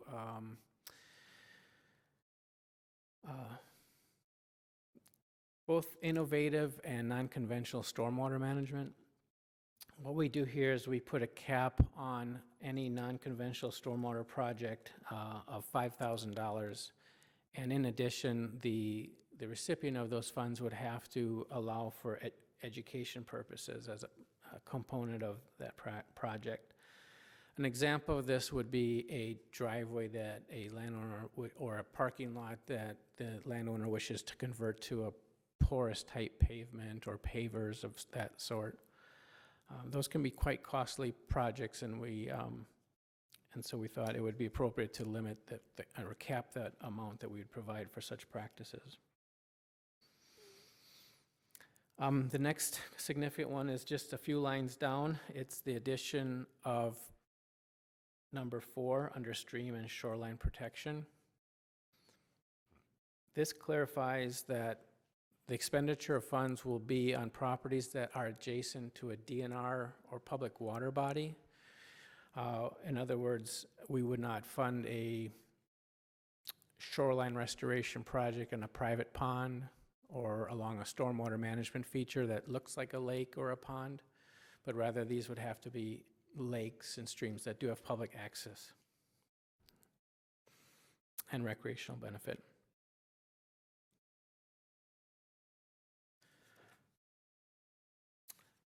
The next practice that saw some significant change is tree and shrub establishment, and I refer you to page 28. The changes in the table on the top of page 28 mirror the changes that occurred, that we made under conservation cover. Those two are very consistent. The one thing we did, however, further down in paragraph 5 and paragraph 10 is we limited the eligibility to use species that are not native. And to that end, we created an Appendix C, which lists those native trees that would be eligible under the program. And we also clarify that we would not pay for any non-native. So up to 10% of the planting could be non-native, but there would be no public cost share for that portion. We added tree and shrub establishment fairly recently, and the reason is we felt that it was a practice that reflected the pre-settlement conditions here more than even native prairie. It was deciduous hardwood forest, and also it's a more durable practice, so it's less likely to be plowed up or converted when it's 15 to 20 foot tall trees versus a prairie. So, and provides equivalent water quality protection.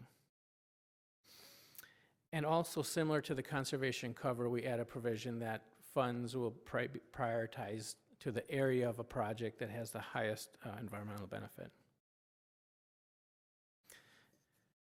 And finally, to wrap it up on the 12th item, this appears on page 34 of your packet. This is Appendix A, where we list special provisions of our partners that would deviate from the rest of the body of the document. And paragraph D was clarification that the district operates a rain barrel and a lake water irrigation program. And I was informed that the district won't be doing that anymore, so that's deleted.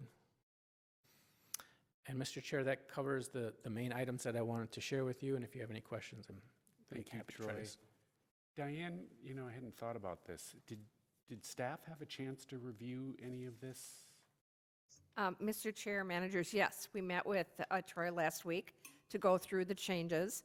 One of the things that Maggie just pointed out, but it was that Longs to Lagoons program. Did we miss that in there? It was going to be added, I think. Give me a second, and we did address it. Okay. I'll find it.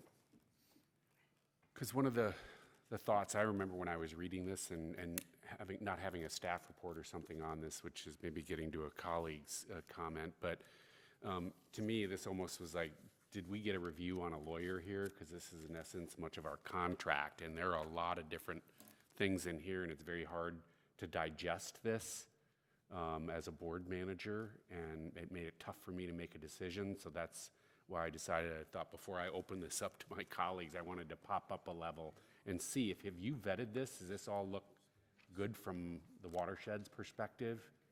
Yes, Mr. Chair and managers. So I'm not sure if it was clear when we started out this conversation, and as Troy indicated, we kind of separated out the contract that we do with them and this cost share docket. But the cost share docket is basically the procedure that we want the SWCD to use when they're working with any prospective landowner on any project.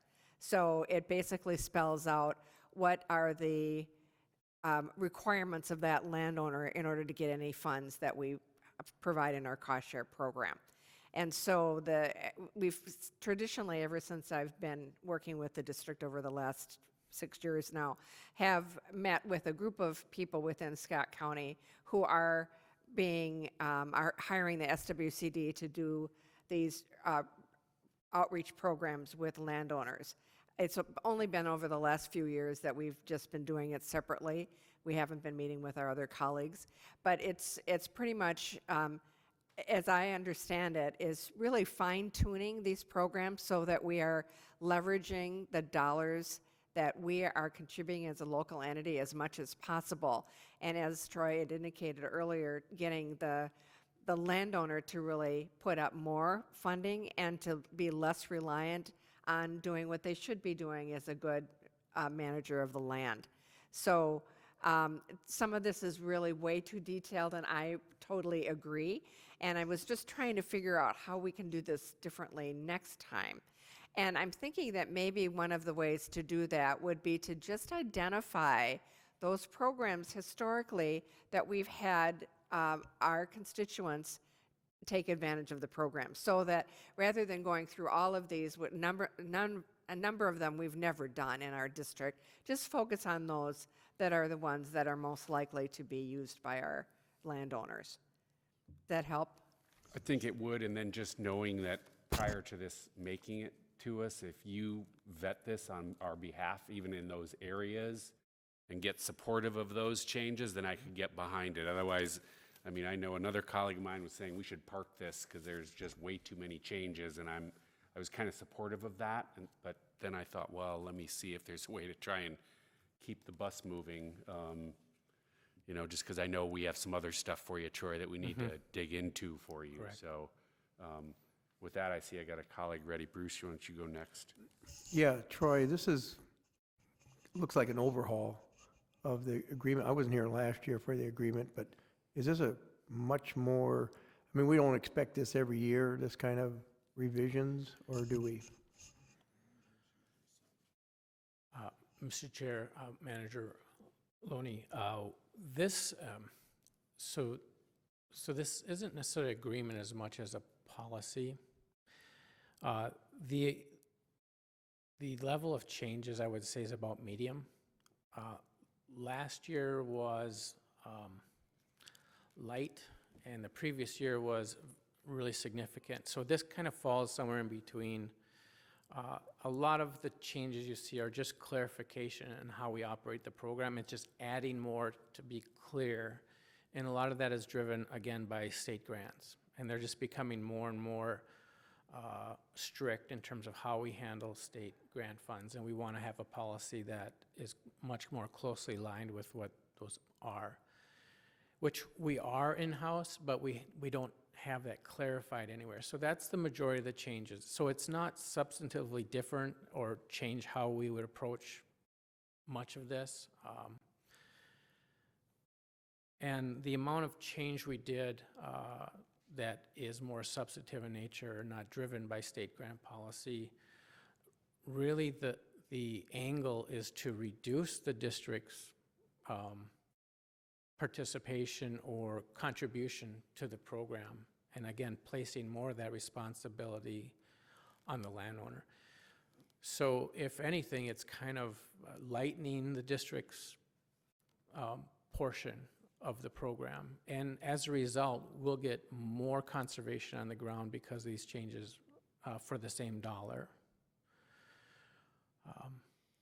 So that's kind of where I would point that this would be going.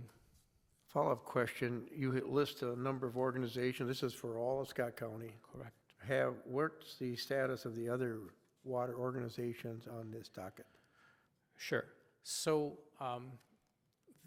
one of the reasons that we didn't engage with Prior Lake on the early end of this is that the WMO, who is the other big partner, really pushed up their timeline for one of these changes, and some of that had to do with changes in staff and changes in the Watershed Plan Commission. So we were a couple months earlier, and so we were kind of advancing these changes much earlier in the process than we would normally. So we kind of completed that process at the same time in a normal year we would have started to engage with the district on. So that's why we're kind of separate on the changes. But in any event, as a result, the county has already adopted this. They adopted it in December. And the two other organizations that we implement this program for, one being the Vermilion River Watershed Joint Powers Organization and the other being the Lower Minnesota River Watershed District, they don't adopt the docket separately. When we enter into our conservation services agreement with them, this is adopted by reference rather than as a separate policy. And their programs, granted, are much smaller than either the watershed districts or the Scott WMOs, so it makes sense that they don't get into the weeds as much as our organizations do. Troy, can I clarify, did the WMO then, Scott WMO, then adopt this with all of the changes that we are seeing here? Correct. Perfect, thank you. Anybody else? Fred, Charlie? Charlie? Mr. Chair, well, I'll just make a comment. This will be I guess the 6th year that I've seen this. And there's about this many changes every year. We get all these big red lines and we just say, okay, they know what they're doing. And the flow chart at the back tells us when we get involved to make a decision and not. Otherwise, the SWCD and the capable staff do the right practices and they I guess, spend our money wisely in short amounts. So normally we don't have any issues with this. It looks like a big undertaking, but it's really business as usual as far as I'm concerned. So, I mean, we could redline it and have a couple little small changes, but then we have a different document than everybody else is using, and that just muddies up the waters. So, my kind of feeling on this whole thing. So. Yep. I think it's important, so for next year, Diane, I think it's important to know that you guys had vetted this.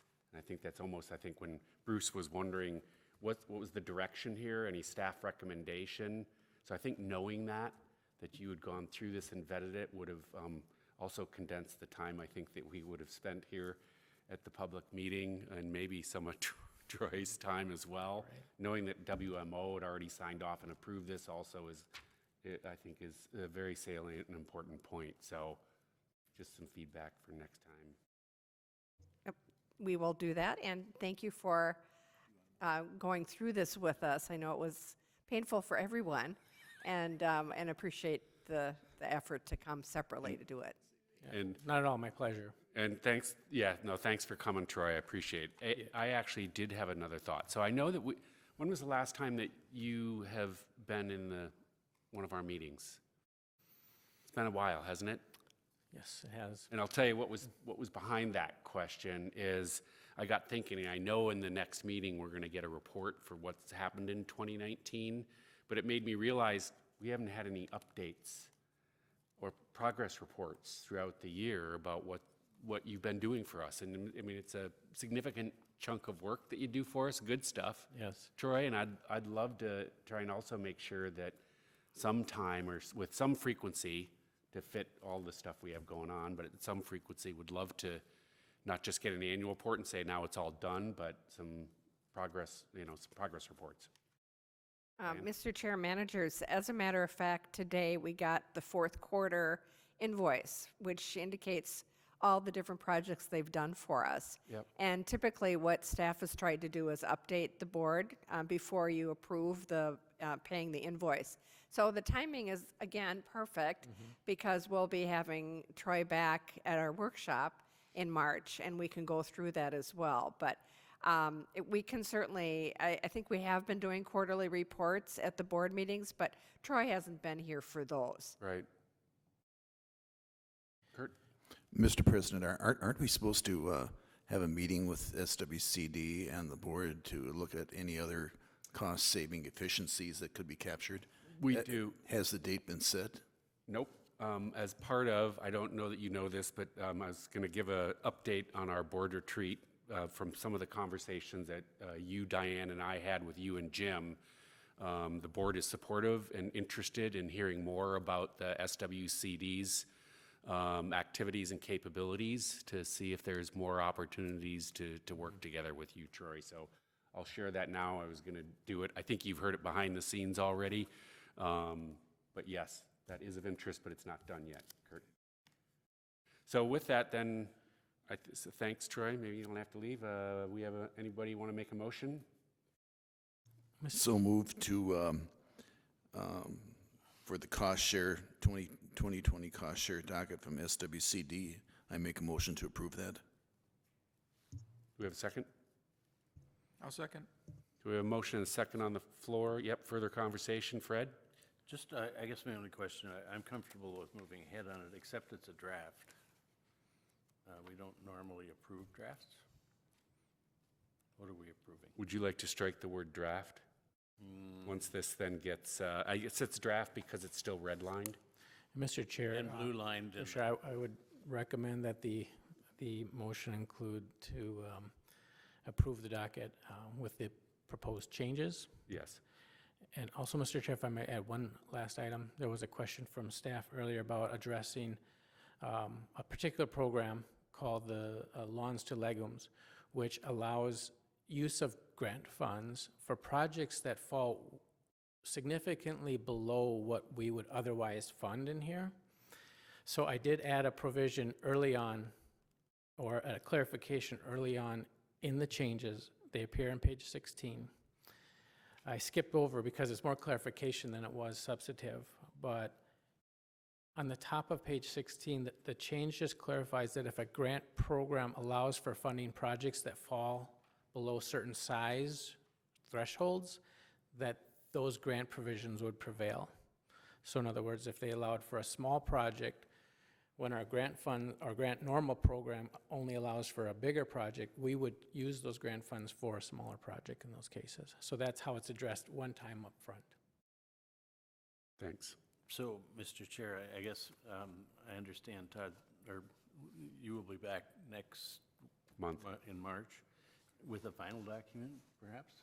No, I think the motion, probably with maybe an amendment or clarification to approve the policy manual or docket as presented here as this document. It'll get cleaned up and approved, but I believe that's what we're doing. Diane? Yes, Mr. Chair, Manager Corrigan, what happened here is that when Troy came to us, he indicated that we could make any changes that we wanted to the document. And so that's why it's a draft. He wasn't coming here as a final report for you to approve. It's a draft. And if you had any changes, we would have made those and then voted on that. So that's why it's in a draft form, not in a final form yet. But once you approve it, then it will be changed into a final form. And that's what I think we do send that out to the managers after the board meeting, so you've got the final document. Okay, thank you. No further conversation. We have a motion on the table. All those in favor say aye. Aye. That motion carries 5-0. Thanks again, Troy. Mr. Chair, can I just offer one comment quickly? I think it's worth noting. Earlier, you had asked a question about the amount of grant funds that were awarded to the district for the alum treatment. Was 450,000? Okay, so in addition, and you've already heard this, we were awarded the grants. So the total award from the staff team in this room is over $1 million. Now, the state awarded 13.9 million statewide.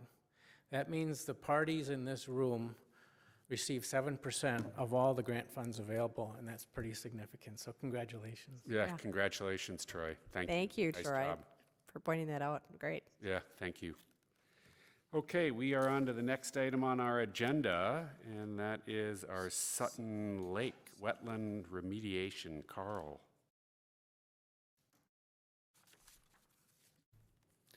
Mr. Chair, managers, there is a memorandum dated January 29th in your agenda packet. The purpose of this decision here tonight is to consider whether the district will take into consideration Mr. Sandy's request to repair the existing wetland restoration or creation project that is immediately north of the Sutton Lake Outlet project into the overall Sutton Lake Outlet project plan? And if so, which of the potential two options the board would be willing to entertain? I have met with Mr. Sandy on this issue and in concept reviewed what I had in mind for the two potential options. He has this memorandum.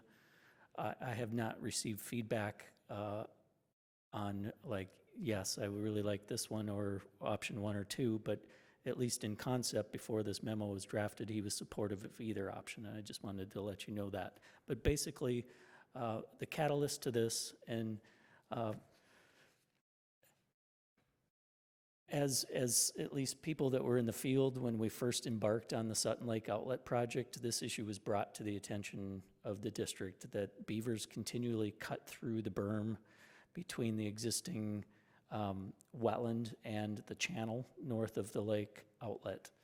And the landowner has repaired this numerous times over the years, and his opinion of why this is happening is because it wasn't ever built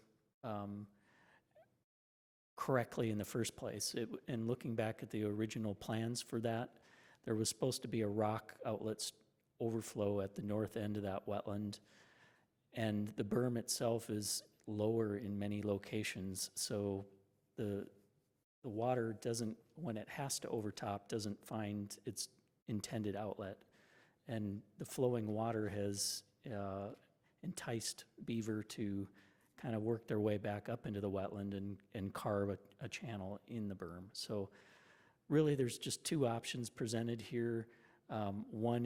Both of them include using some of the material that we're taking out of the excavation areas at the outlet and using that to raise the berm within its current footprint, not going out into wetland area. And then the difference between the two options is what's the form of the outlet structure? Is it putting in a rock overflow, or is it putting in an agri-drain structure similar to what controls water levels on the County Road 1217 wetland in those series of ponds? And there's pros and cons to both. And really, I'll just point you to page 2 of the memorandum in the table under the recommendation. Option 1 is an outlet structure, the agri-drain structure. Option 2 is just having a rock overflow.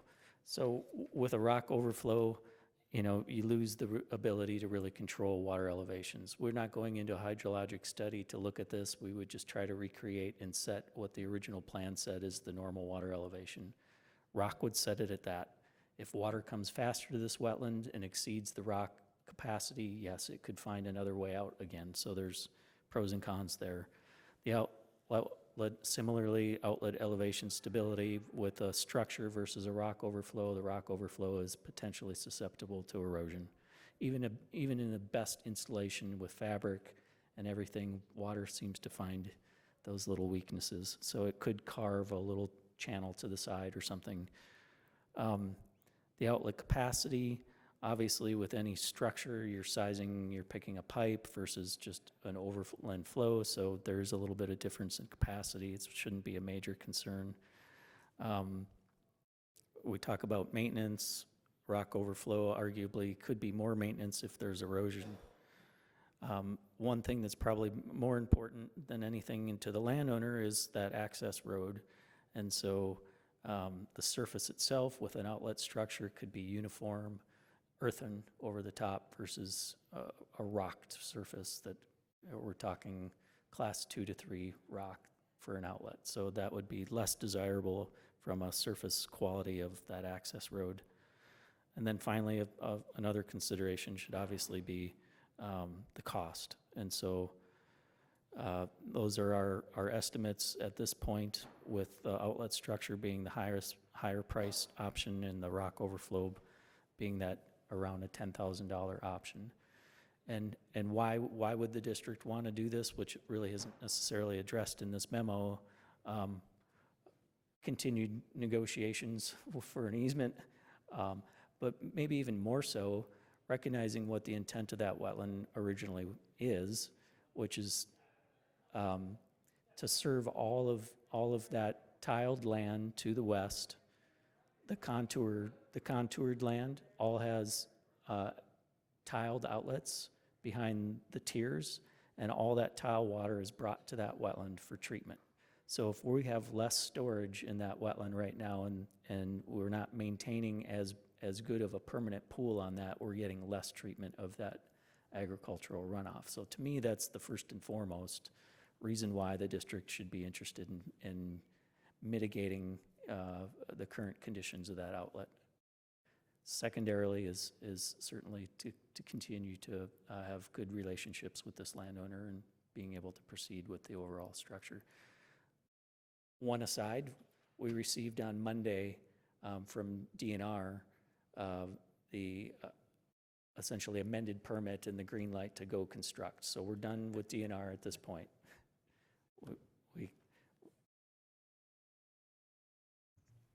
So I guess the decision before the board tonight is, A, is this something that you are willing to entertain, including in the Sutton Lake Outlet project, given the efficiency of being able to lower the overall cost, bringing it into that overall project, exporting less material off site and using it for fixing the berm? And if so, then which or both would you support? Given that I haven't gotten final feedback from the landowner on which he would be open to or willing to accept. Carl, it sounds like, and just from my looking at this thing too, you think that option one is a better way to go. Mr. Chair, Manager Hennis, I honestly don't have a strong opinion, but the outlet structure option provides the greatest flexibility for the landowner and provides the, in terms of if too much water's getting there and you want to move a board down because water's overtopping the berm somewhere else, we have that ability. You lose kind of flexibility with a fixed weir structure, rock structure. I think it's better for the landowner for access, but it does come at a higher cost. I mean, follow-up, it looks like it's only a $4,000 or $5,000 difference. And do we have a timeline as to when we can start breaking ground? Mr. Chair, Manager Hennis, I really think at this point we're talking about fall into next winter construction. We would not want to open this site in particular before spring, even if we could get through the bidding process that quickly, just because of the forecast. And I'm also concerned of really having this site open in any potential wet weather flow. I mean, you're at the outlet of a very large watershed lake setting that would be dealing like with replacing the culverts under Highway 13 on County Ditch 13, essentially. In that condition, if you have exposed soils, there's really you can manage it to an extent, but you're always going to be sending sediment downstream in some, at least fines and stuff. So my preference from a ecological standpoint and constructability standpoint to manage erosion is to do it when you have least chance of rainfall and start and bid this for, giving the contractor until next spring to have final stabilization, but substantial completion before next spring runoff. And so at this point, we're really, in terms of like going out to bid, the sooner the better to minimize or try to have lower bids come back in, the better, so that we don't have contractors that have full schedules. But having that long-term window, it should help as well. But we want to get the easements signed. That's. Bruce? Mr. Chair and Carl, first of all, I'm reading in the memo here, in 2004, we did a wetland restoration project. And do we have some maintenance obligation to fix any things that are not working properly with that project, I guess? That would be my first question. When did Mr. Sandy raise the concern would be another question I have. And part of me goes, I don't see a map, so I really don't know what I'm talking about where this thing is. I have no idea in relationship to our Sutton project. So I'm kind of curious where it is and where is our obligation, and when was this mentioned that there's a problem? Mr. Chair and Manager Loney, the first I heard of it when I was out surveying or overseeing surveying for this project, that he was having issues with this. It wasn't at that point brought up as something that the district should fix. He was pointing it out, and being the good steward of the project, had been maintaining and managing the beaver all these years. And so I think as time went through, going through the kind of project, through the project origin and development of the outlet structure, the request really was coming in, couldn't we incorporate a fix to this during that time frame? And he reminded us again at the last discussion on easements that staff had with him out in the field, which was maybe a couple months ago or something at this point.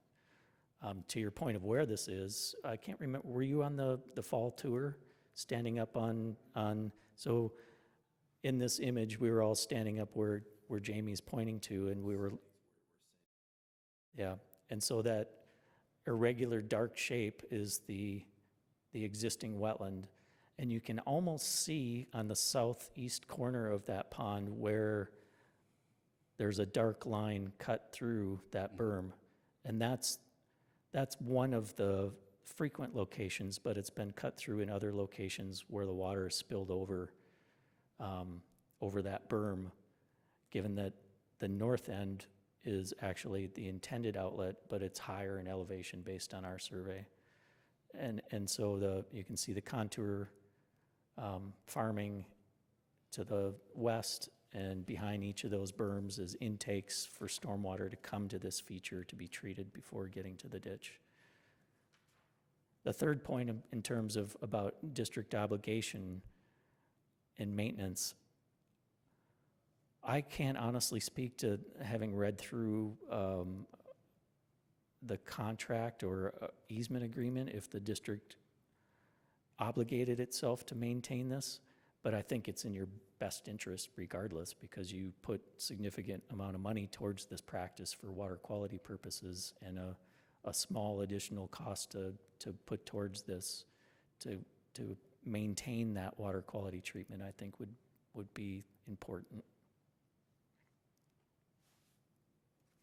One follow-up question then. You're saying then the beavers are excavating, cutting through that wetland area into the ditch? That's what's going on there? That doesn't sound like normal beaver activity. Right, so that's what's been relayed to me by Mr. Sandy. I definitely know that and had seen evidence of significant beaver activity over the years, but this seems more like muskrat activity to me. And so Yeah. who the furry little guy that's actually doing the damage is maybe less material to the fact that it has been done. And what I understand, though, is it's really the fact that first it's being eroded a bit by overflow because there's not a well-defined outlet. And then secondarily, that flow, they're using that moving water flow path, whether it's muskrat or beaver, to access the wetland. Bruce, did you have a follow-up or? Just a comment. I guess this seemed like it ties into our project, and Mr. Sandy has been a very good partner in everything we've been doing out there. And it looks like that access road, that would serve him and us, I assume, the way that access road is. So doing it right would probably be the right thing to do. That's just my comment. Charlie, you're up. Thank you, Mr. Chair. A couple things. One, certainly see merit in doing this and adding it into the project. I mean, one way you could do it is just option one, you bid as at alternate one, and option two, you bid as at alternate two, and we either accept one of them or neither of them, and just see what the price is. I don't know that we need to make the decision right now, but I'm supportive of it. Which option, I guess, would lean towards option one if, you know, we had to make a decision, but Bruce's point brings up, so we run around all year long and we look at people's backyards on our conservation easements. Are we running around to BMPs in our district that we're supposed to maintain? Like, did we know this was here? Did we know that we had maintenance obligations? Maybe we don't have maintenance obligations and we weren't looking at it, but number one, do we know? And number two, if we did know, we obviously aren't running around and looking at these things annually like we should be, because maybe we would have found this beaver damage and maybe it would have been scoped into the project to begin with. So it just, you know, maybe we need to look at all the BMPs in our district and make sure we have a plan for, you know, checking them out once a year or whatever. But nonetheless, I think we should add this in, and that might be an easy way just to bid it out and see what it costs. Comment, staff, Maggie? Mr. Chair, Manager Howley, so we do know that there are some obligations or easements out there that we are not monitoring. We add about 2 every year. There used to be like a comprehensive list, but we kind of lost it with a database loss a while back. But we really need to go back to the county recorder's office and do a review. Our district is listed underneath about 10 different names that I can find, and I don't think I found all of our obligations out there, but it's something that we're working on slowly. It just hasn't been a high priority compared to other phosphorus reduction projects, but we do add usually a couple more every year. Thank you, Mr. Chair. But maybe we just hire a title company or a consultant to do all that busy work for us and just get a comprehensive list, and then we have it, rather than waiting for staff to get around to it. I like it. Let's do that. I was going to say, the smile told all. We didn't even need to hear. Carl, you had a further comment on this for Charlie? Yeah, I was just going to add on to that we recognized this during the planning process, and there really wasn't, except for a few things like the ferrochloride system and other large, obvious, big-ticket practices of the district maintenance, and so there is a new line item in the district's draft plan that includes kind of getting that inventory and starting to add dollars to the district's annual budget for maintenance of BMPs beyond the landowner ones that is an obligation for buffers and stuff. More of the ones that's on the district's purview to be maintaining built infrastructure that they have in place. Thanks. So I had 2 questions down here. I thought, did we think about moving, originally because I thought they were beavers, did we think about moving the beavers who looked like we were able to easily repair this? And I know you can live trap them and provide a better home for them someplace else. Is that a consideration here? Mr. Chair, I can take a stab at this. I mean, at least in part of the discussions that Diane and had with all the landowners and kind of the round table meetings of all Sutton Lake homeowners, the district did suggest that they were going to be committed to exploring options for beaver management, whatever that meant in terms of the context of this location. It would seem, because it might be important, even if we do move forward with one of these, because then maybe they just move to a new location and cut a swath through there. So I'm not sure it's coming at or solving the root cause if the furry animal, whatever animal it is bound and determined to cut holes between the wetland and the ditch. So anyway, so I have that thought to plant. And the second thing I just wanted to clarify. So there is additional maintenance with option 1. Can you give me a sense for, I think it was more option 2 was almost low or no maintenance, but what is the expected maintenance? Ballparking, is this annually $5,000? Is it every 5 years, $500? In the context of this memorandum, that maintenance was really just, would somebody have to do anything with the structure? So there would be more in what's envisioned here is there any obstruction, or is there any material that got into the structure that would prevent discharge? It's not, Okay, physical maintenance / repair. It's more of observation, removal of potential material that got into the structure, and potentially management of the water level elevation. okay, thanks. So I'm comfortable, I like Charlie's approach, maybe option both of them, but I'm also curious to ensure that we maybe don't just push the problem to another location, that would be part of any solution. Otherwise, we'd be back in a year, almost guaranteed. So I'd like to see that added in. I don't know, anybody else, any thoughts, comments on? I thought you were going to ask what the Beavers prefer, what their preference was. You know, they're probably Canadian, Fred, so just they're friends of yours. So I wasn't going to talk about the invasion of the Canadian Mike, beavers. Mr. Sandy had commented that this beaver problem has been there for a long time, and he's tried various approaches, various strategies, and none of them have worked. They keep coming back, so that's not a good sign.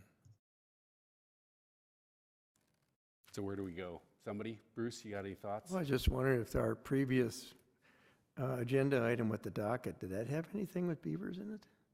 No. Oh, okay. So what are we going to do to try and move this forward? Anybody have any thoughts? Diane? To try and move this forward, you were looking for some direction from us or support from us to move forward with this, right, Yes. Carl? Is that? Yes, we'd like you to So- tell us which one would you like us to Well, I kind of pursue. like Charlie's approach to go bid them both and include some. I would support making sure, though, that we aren't literally just doing something and then we're going to do it 20 times more down this wetland. So, to me, I wouldn't support this if I thought that problem was just going to get pushed down 20 yards and then 25 again. Then it would seem that no, we've got to go back to find a root cause solution to the issue, which I'd be supportive of. So I don't know, is that view shared by anybody here? Charlie, any thoughts? Mr. Chair, I'm just wondering, so now that we got the DNR kind of okay, are the final plans shelved, or you still need to polish them up? And will you be coming back to the board and say, okay, now we want to advertise for bid? Because if we're coming back with the big project and say, let's go advertise for bid, our direction tonight can just be, yeah, throw this in the project, and you guys figure out the best way to throw it in the project, how to bid it, either as alternates or not, or what your recommended solution is. And, oh, by the way, make sure it's for the entire berm and not just a little sliver of the berm. Yeah. So if you're not coming back, then we'd craft the motion differently. Can I also maybe do, Carl, actually, because I know we'll have a response to that. Can I do a clarification on the timing? When do you need some direction from the board? Is it at this meeting? Yep, so I'll answer the last question first. I would like direction at this board meeting so that if we are able to obtain the easements, that we go out as soon as possible to minimize or get the best bids that we can on the project. The sooner we bid it, the better. And to Manager Hawley's question, the board authorized 2-3 months ago letting of bids upon DNR approval of the final plans and getting the easements. So this would not necessarily need to come back to the board if you took action tonight to say, yes, please include this in however form that you want to, and I support, I think Charlie's suggestion is a good one. If the board were okay with that, then the only clarification I would have on that is if the landowner comes back, I don't think this will happen, but if the landowner comes back and is in a position of saying, I really don't like one of these options and I only want to see this option, would the board give us flexibility, given the limited cost difference compared to the overall project cost, the ability just to go with what the landowner wants? So I want to just go back, because I'm gathering there's enough support to move this forward. I'm hearing that from my colleagues, but what about a more root cause, making sure that this isn't going to be coming back to us? Is there any support for that, or am I alone in being concerned about that? I definitely agree, it makes sense. Bruce?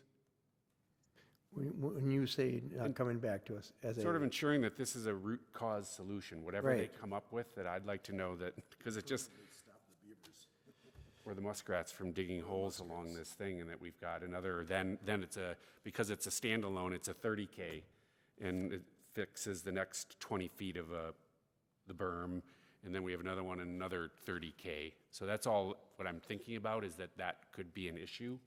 And I don't know if I'm alone in being concerned about that. I don't know this project well, so, but it's a concern of mine. Is that Yeah, it seems like we're doing a Band-Aid approach, maybe, for Today, now, for right. today. that's, And that's why I mentioned the question, what is our obligation here as, you know, part of the watershed district? We did a wetland restoration, we supported that, I assume, with funds. And we want to keep it a wetland restoration.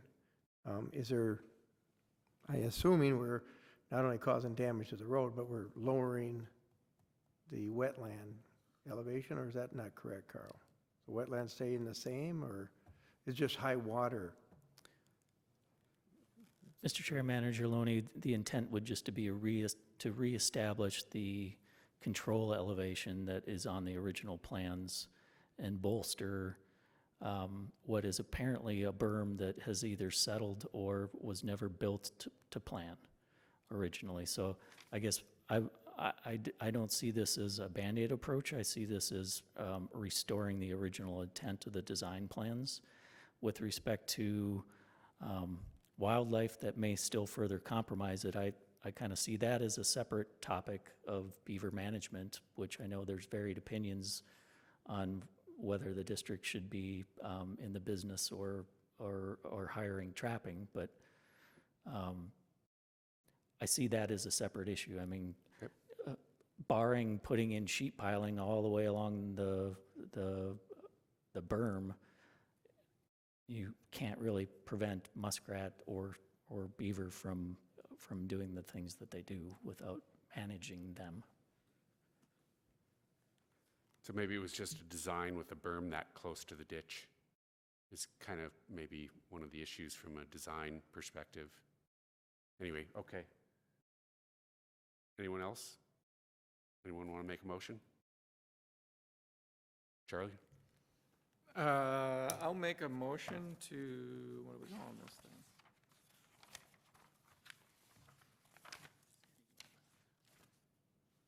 I'll make a motion to include the Sandy Wetland Outlet retrofit into the Sutton Lake project. Second.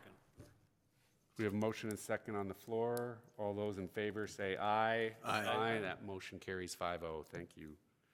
So the next item on the agenda is a board retreat update. I'm going to keep this a little shorter because we're running late. I was going to talk maybe a little bit more, but real briefly, the board last year had its first retreat. We felt this is something very useful to us. We had a second one here last month, so this is our second annual retreat.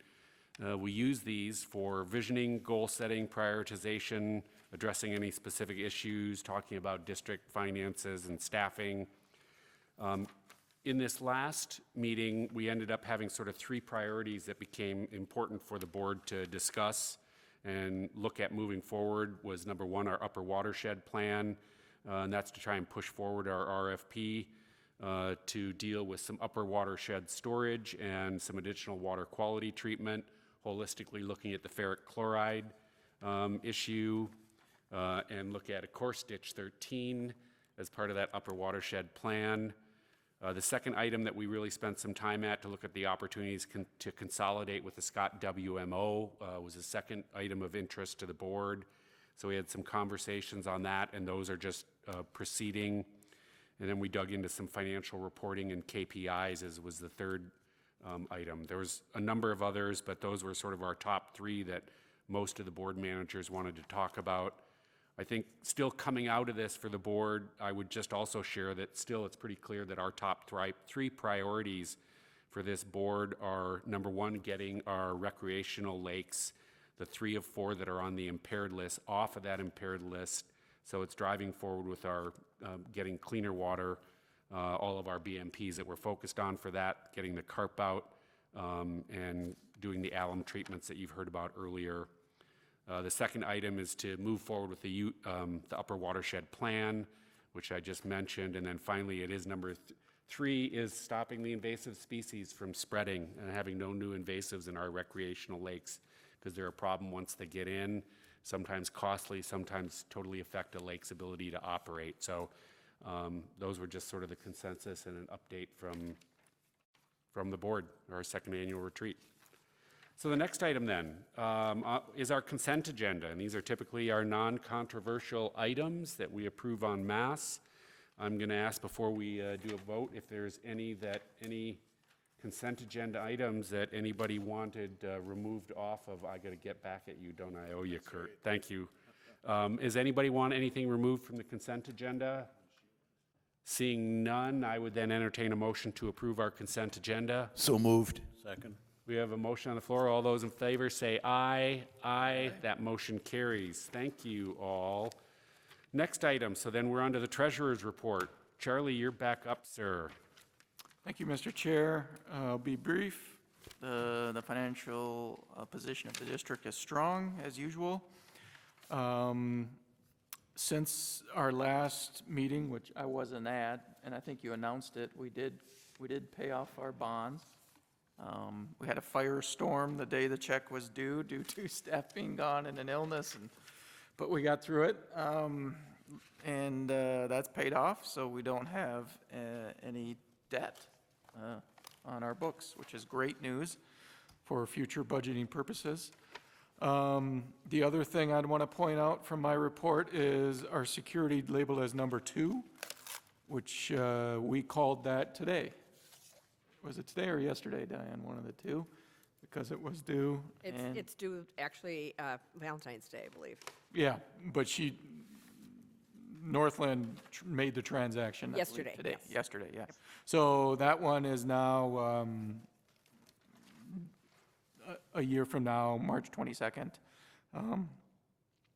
But everything else looks pretty good. We're waiting for our year end from 2019, of course, which will change a number of these numbers, not significantly, but to a minor extent. So at the bottom footnote, I added that the first half levy will be coming in approximately June 19th, and the second half December 1st. So that's all I got. Thank you. Kurt? Charlie, I have a question. Number 2, the Safra Bank. You reinvested that? And at what rate? Mr. Chair, Manager Hennis, yes, we did. The best rate out there was a 1.65. Oh, that's all we got, huh? That's all we got. These rates have gone down over the last couple of years, just because of how good the economy is. Oh, that's too bad. All right, thank you. Anyone else? Any questions for Charlie tonight? Seeing none, then we're going to move on. Thank you, Charlie. So the next item on the agenda is manager presentations on water-related items. Anybody have any updates? Awesome. Seeing none. Oh, Kurt? I'll bring this item up now. Who does the project's update sheet? Which one of the office people does this? We all contribute to it? You had a question on specific. Yeah, that's because I want to know who did it. The first page, page 3, the bottom. Some of these items we've already addressed, and yet they're still on here. Replace ferric chloride tank. We've already talked about that. There's nothing wrong with the tank, and there's no reason for it to be replaced if it's not leaking. Yes, we did. We did talk about this. I know we did. And the other one is the driveway options. We talked about this too, that if there was a problem with the tanker getting down in there, we could do what we did 5 years ago when Commissioner Wolf was able to get the county workers right down the road to come in with chainsaws and clear out any obstructions that were in the tanker's way. So why is it still on this list? Mr. Chair, Manager Hennis, I don't believe we decided not to replace the tank. We are going to put that off by a year because we need to do some research. We have to figure out how to get the tank out of the shed and how to modify the whole shed in order to replace it. The shed is, or the tank is, I think it was replaced in 1997, and they have a life of no more than 20 years, so it's exceeded its life expectancy. So what I remember is agreeing to replace the tank in 2021, and we would do the research this year. So I kind of recall too that we've had some of the board conversations, whether it was at a workshop meeting, that this needs to be part of a broader review of what's happening down there, and I don't recall this being up and coming, but I think just in the light of tonight, and because this isn't an item that we need to deal with, I'd ask us to, can we revisit this at another time? Because I did not think this was getting done here shortly as a next step item. Yeah, it's not a next step item unless it's agreed to by the board. And it hasn't been agreed to by the board, which is why I think it should be taken off until we have that discussion. Yeah, Mr. Chair and Manager Hennis absolutely will take it off. Yep. Yep, I think that was just an oversight. Thank you. So anybody else? Yep, Bruce? Mr. Chair, I just want to comment that we have a couple CAC members here in the audience, Kim and Mary Ann. And we had our last meeting, we've done some reorganization, and we've done some major tasks, major projects, or major items that we're looking at and assigning. And I just want to point that out to the members that we have some really energized board members, and I'm looking forward to a good year. And they're doing a great job. I mean, they're going to take on some topics that need definitely some research, and hope they'll help us out tremendously, I believe. Thank you. We especially look forward to the leadership, Kristen and Mary Ann. I think they're going to be terrific leaders on that. Thank you. Awesome. Thank you. Anyone else? Seeing none, we're moving to the most exciting item on the agenda. The end. Yes. Yes, sir, it is. And I was going to try and have a little fun with this because I have something to read. But of course, it starts out, Fred is resigning as a board manager, but I was going to say that we're actually removing him for embezzlement. But no, Fred is resigning from as a board manager during the middle of this term due to moving to a home outside of the district this week. Fred has been an active member of the board manager since May of 2013 and served as board president from February 27th through December 2018, and then served as vice president from January 2019 through January 2020. As president, his major goals were to implement the 2016 Prior Lake Stormwater Management and Flood Mitigation Study recommendations and to improve water quality on Spring and Upper Prior Lakes. Fred came to the district with significant experience in stormwater permitting and sat on the Minnesota Stormwater Partnership, which helped update the Minnesota Pollution Control Agency's Minnesota Stormwater Manual. The manual regulates stormwater management, including the National Pollutant Discharge Elimination System and the Total Maximum Daily Load programs. The district is required to follow these regulations for reviewing construction permit compliance and when implementing water quality improvement projects.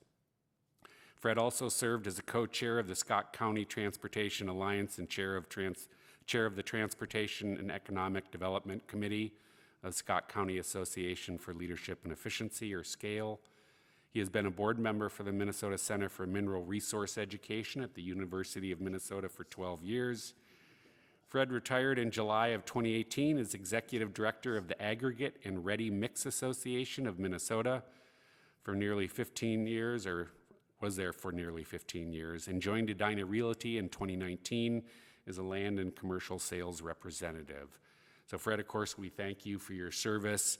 A couple of things, though, stand out for me that I thought Diane did a nice job doing a nice write-up for you, Fred, but a couple of things sort of stood up for me. Number one, probably both as my time coming on here, you really pushed to get a government's manual revised that had been sitting, collecting dust for, I think, decades or something like that, so it sticks in my head. You were very important on that one. I'll never forget any time we ever talk about Ditch 13, sir. You have led the charge on Ditch 13 and some of the things that I know have planted seeds and we support And so thank you for that, for caring about the ditch and the impact it has, and we will carry that on, and we'll have toast to you when we talk about the ditch 13. And I think, now I can't remember why I put one other one, but actually the other one that I thought about when I was reading this, you also came on at a time that the district was not functioning as well as it could. And so you are one of the stewards who came in and helped right the ship, as I've sort of characterized before. And Mary Ann, you got some credit on that as well, and Diane came along. But Fred's been here since then. You've been one of the key players, Fred, to help bring the district and put it into some really good position here. So we thank you for your service and time, and I hope this isn't the last time that we see you, Fred. So thank you. Thank you. So I guess I do want to thank the county board. Apparently, it's a terminal offense to move out of town, and you're asked to leave immediately, not at the end of the term. So that was a little bit of a surprise, but I do want to thank the county board for appointing me to this position for 3 terms, actually, or 2.5, whatever the math is there. I also want to thank the district partners. It's been just a pleasure to work with the district partners and the PLOC partners for sure, and always enjoy working with Bright Young staff. I think we have a great staff, and I think they're doing a great job, and they're a lot smarter than me most of the time, and it's been fun working with them. As you mentioned, some of the stewards that were around, including Manager Hennis and Manager Breitbeck, Manager Spitzmuller, even Bruce Thorson in the old days. So it's been a pleasure working with all of you and all of them over the years. I guess the only highlights I would add is certainly the 2014 flood was a highlight or a low light, one or the other, and we're almost through that, but it is a story to remember how long those events take. I think also the Farmer-Led Council, if we're ever going to deal with the upper watershed and ditch 13, it's going to be with the farmers, not in their information, their support, and their knowledge, frankly, on how we're going to do this well. So I will remember these years fondly and wish the district the very best in the future. Thank you. Thank you, Fred.